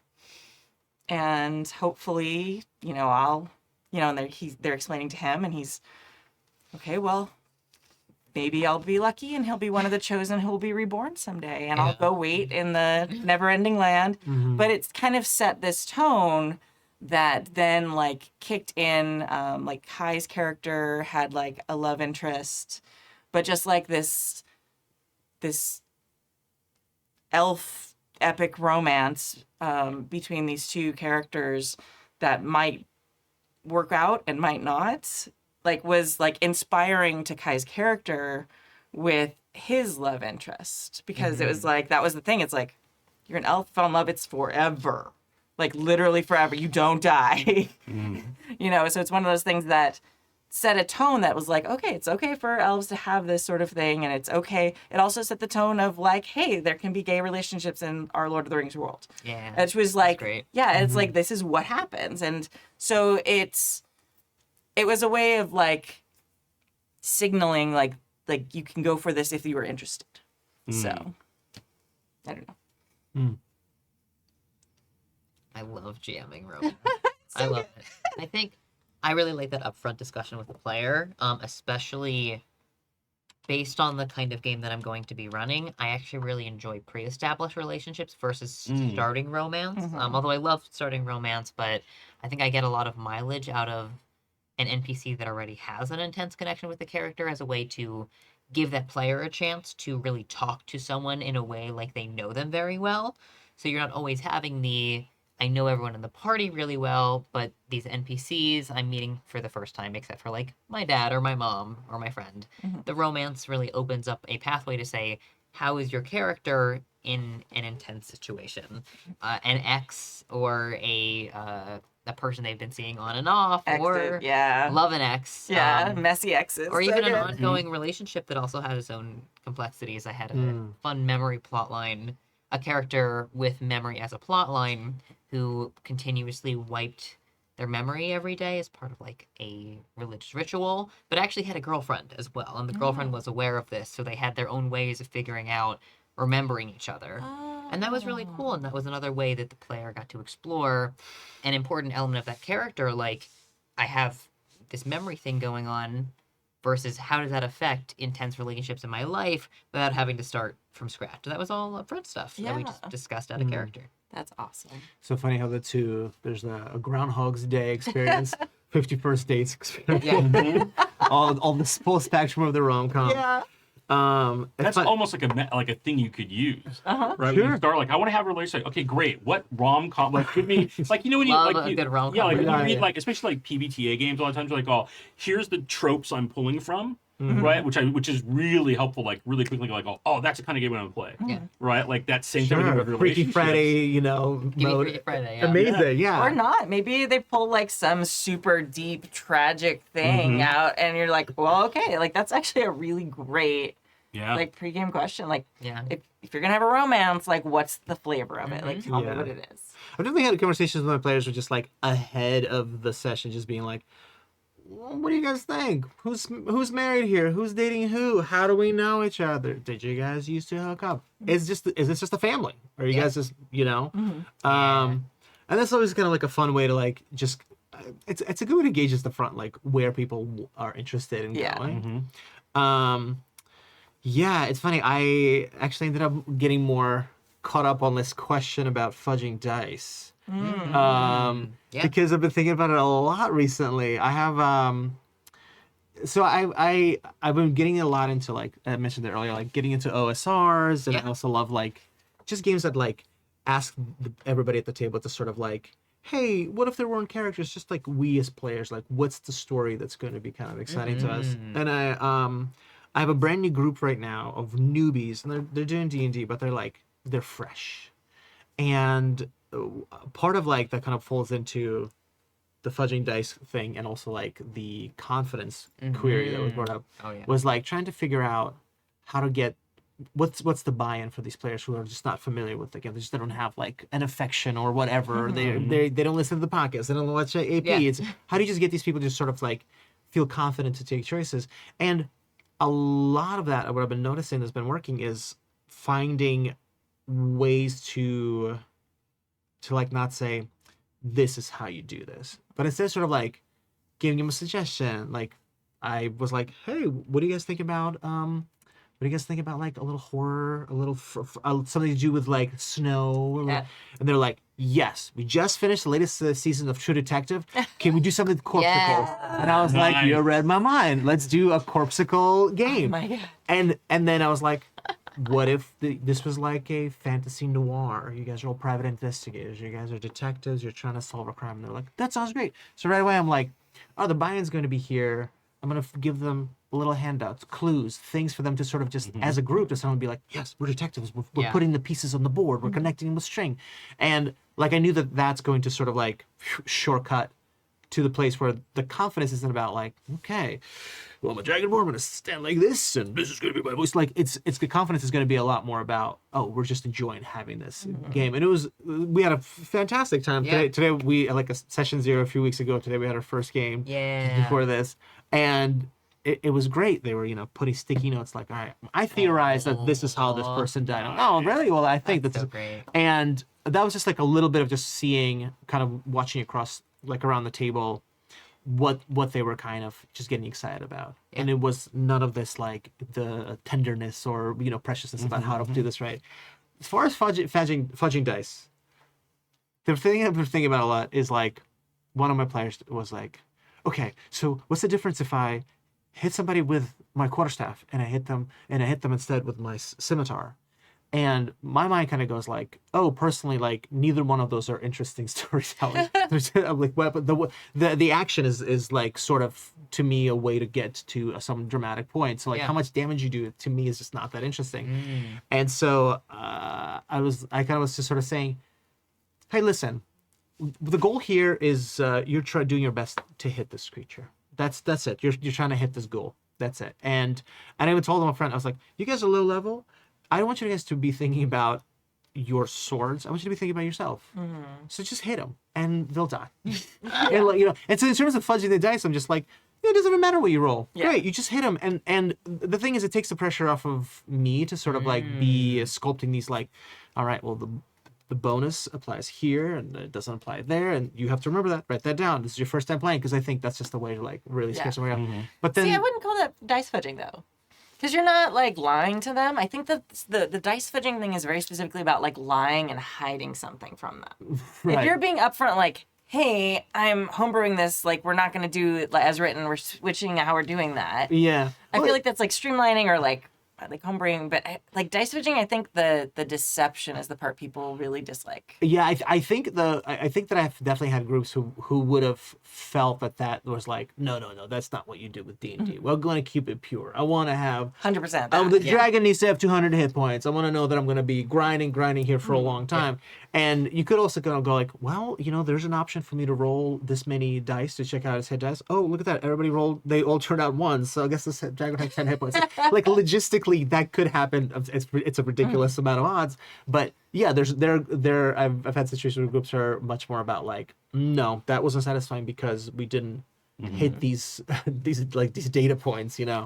I'm sort of like focused in on the, I think because I'm hungry, I didn't eat dinner before the game, which happens every week, and everyone sends in food metaphors always now, and I think it's starting to be on purpose. But the cake, I think I really like cake also. But like for me, like the metaphor of like stealing a cake and presenting it versus baking your own cake, I feel like neither one of those are accurate, because I feel like in a good game, like, and we talk about improv jamming a lot because a lot of us do that, especially because most of what I run is con games. Yeah. And a lot of it ends up being improv because I don't know the people. Like, I met Artem last time. Hi, welcome. But I have no idea what kind of game these people are going to want. Are they going to want just adventure shooty? Are they going to want romance? So a lot of the improv that comes into it is improving for people we don't know. When I do like games in person, it is more planned, but even then I feel like it's like a happy medium.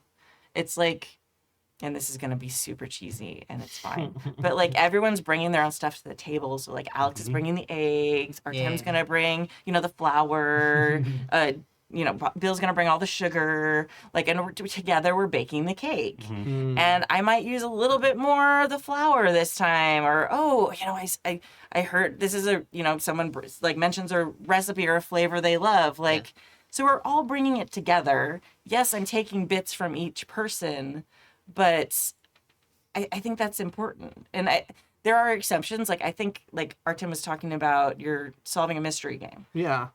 I'm terrified of doing mystery games, but part of it is like that is a situation where you do need to have like a fairly clear through line. If you're laying clues down, you have to have planning involved in that. For sure. Like, you can kind of switch things up a little bit, but it's you need to have more things planned in that than in just like fantasy adventure where you can kind of like just pull stuff. And that was the other thing that was in this sort of the question that was brought up here, that was like, what if the ending that the GM has is just better than what the players have planned? And I feel like my only, not a pushback, but my sort of advocacy here is like, well, everybody's a player here. We're all contributing something, right? Like you're saying, so the GM is the player that's sort of saying is like, gang, I'm working with everything that you're doing. So like, here's the thing that's gonna happen. Like, let's treat that as a twist. Like, let's not treat that as me saying you guys are worse writers than I am. But like, I think that's the fun. That's the fun. Yeah. Like, we're all here to kind of do something that we're all gonna be excited about. So I think there is like a quality to, the GM's like, all right, I love that you guys have taken me to this point, taking the game to this point. Let me take it over the finish line over here, Yeah, and I think it's the honesty of it. Totally. Like, you're not, don't steal the cake and present it like you made it. Be like, oh my gosh, I found this cake you guys made outside while I was walking, and it's the best cake I've ever seen. Let's eat this together. This is going to be so much fun. Totally, because if all of us have ingredients but none of us have an oven, then what are we doing? Exactly. And my opinion on dice fudging has changed very dramatically from completely playing at a home table to playing and performing on stream. Yes. Because I think that hitting certain story beats for a con game, a one-shot, or a streamed game is a lot more important than the ability to play at home and just float around as you like, depending on what game you're doing. I am way more comfortable with that, like, the example of a roll table with only one option on it. I've completely done that. Like, I've done that plenty of times, especially for a streamed game, where there is a chance of like, okay, you're having a random encounter, but I don't have the ability to prep 15 different encounters. I only have the ability as a working person to prep 1 or 2 potential encounters if you go over the water or over land. So there's always, there's always going to be that ogre on the land, and there's always going to be the kraken in the water. Especially if you're trying to show a system. Yeah. Like, and you're like, oh, in this point in the system, you would roll on this table. But, it's like, you can't be like our favorite go-to is like, okay, bathroom break, everybody. Like, you can't do that on a stream always. A few minutes later. And also, interestingly, because another example that stands out to me is the idea of fudging to protect a player. I have just found recently in my games that I talk to the players up front about if they want death on the table or not. Yeah. And if they want death on the table, then death is that option. I'm not going to fudge it. If they don't want death on the table, then the fudging of it, that the damage is never quite lethal, or the encounter is never, like, they're never going to accidentally opt into a death. That awareness has helped some players be way more comfortable at my tables. Yes. But I also love threatening. Like, I love the threat of an encounter always being deadly. That's my personal preference. It's not everyone's. Yeah. 100%. Yeah, I really echo that, because there's certain things where you're at a certain point you realize there's so much buy into these characters that actually the possibility of them actually dying is off the table, because that's just not the joy. That's not the game. They just don't want to. Someone doesn't want to stop playing your favorite dragon. Like, exactly. And a lot of systems are building that in now, where it's player choice. Like Daggerheart's doing that. Yeah. Like a lot of the PBTAs and stuff like that all have that, where it's like, okay, at that point you get to choose. Like, are you just knocked out, or are you going to die, or like whatever it is. So I love that there is that choice. I think we also, it's easy because we play a lot of RPGs. So it's like, oh, this character dies. That's amazing. It's so cool. Like, if you're someone who gets to play like 3 games a year at conventions and you don't have home groups and things like that, like, that's not very fun. So I love that systems are now even taking it out of like the GM's hands at all to even have that conversation, but It's literally just the rules say it is your choice. What would you like to do? Yeah. Yeah, so this last week, Mm-hmm. I've had two different campaigns, 2 players die. Oh, wow. Well, And because, they got, and a lot of times they go, you put yourself in that bad situation. been a week. Yeah, it's been a week. Oh, yeah. So one was Katie's warlock, Oh. right? And she gets killed. And so. Did her lover do it? No. Oh. They decided on their summer break to go adventuring. Oh. And they've gotten a bad place. And so, but what happened was, for a lot of what I tend to do is almost in a game, like, just because your character hit 0, like whatever the death condition is, does not necessarily mean that you are dead. Right.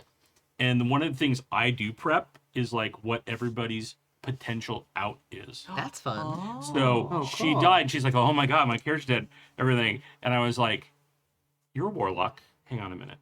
So we go around in the order, and it comes back to her, and her patron's like, Yeah. I'm not really ready to be done with you. Ooh. So I'm going to make you an offer. Right? Love Because it's that. great. Warlocks are great for that. Ultimate right? death And so conditions are so fun. makes her this offer, and she's like, well, I guess I'm taking it, right? Or I'm not here.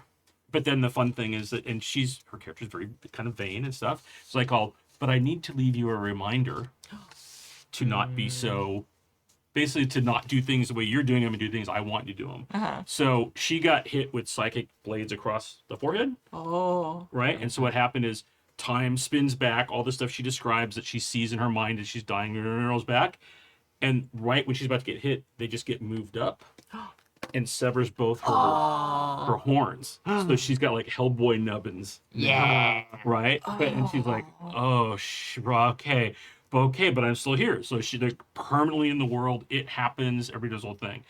The other campaign, Tyler's halfling druid died.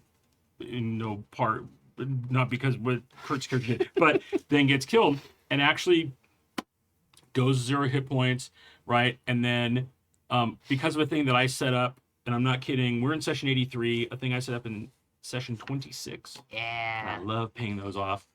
He falls to the ground. Everybody's like, oh my God, and he disappears. And they're like, what the hell happened?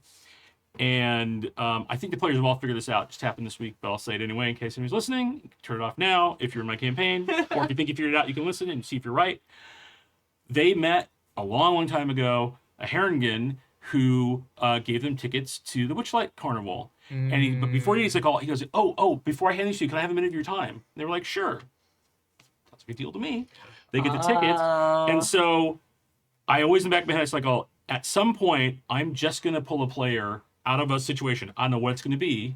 It's a great And they setup. show up in the Feywild. And so he's there. He's sitting at this table. It's like, there's food in front of me. I describe the Feywild. And this voice behind you. So it's like, I needed to ask you a really important question. And then we're still in combat order. And he's like, what the fuck is happening? And then the next turn he comes through and he shows himself and everything. And it was like, that was the out. And he said, well, I made a death roll. I said, well, what'd you roll? He goes, I got a nat 20. I'm like, Yeah. great, you're at 1 hit point. And he's like, I don't think he knows if he's alive or if he's dead or what this is. I'm like, sounds great to me. Yeah. So Yeah. he still has 8 because he gets him for a minute. Yeah. In a combat, that's forever. Yeah. Yeah. Right? Very But fun. now they're like, thought he's dead and he's gone. So I always have some out that I can offer a player where then they get that choice. They might go like, no, you know what? Like that was a super heroic death, or that's a great story. Beat if my character dies there, I want to go with that. Yeah. But if they don't, it's like, I'm going to give you a way to like, there's always a price, right? Or something interesting happens, or it moves the storyline ahead a lot, but give them that option. Okay. I love you all. That's so and this cool. has been an amazing episode. And I know we could keep talking, but we've just hit 2 hours, which is a new record for the last couple of years. Ooh.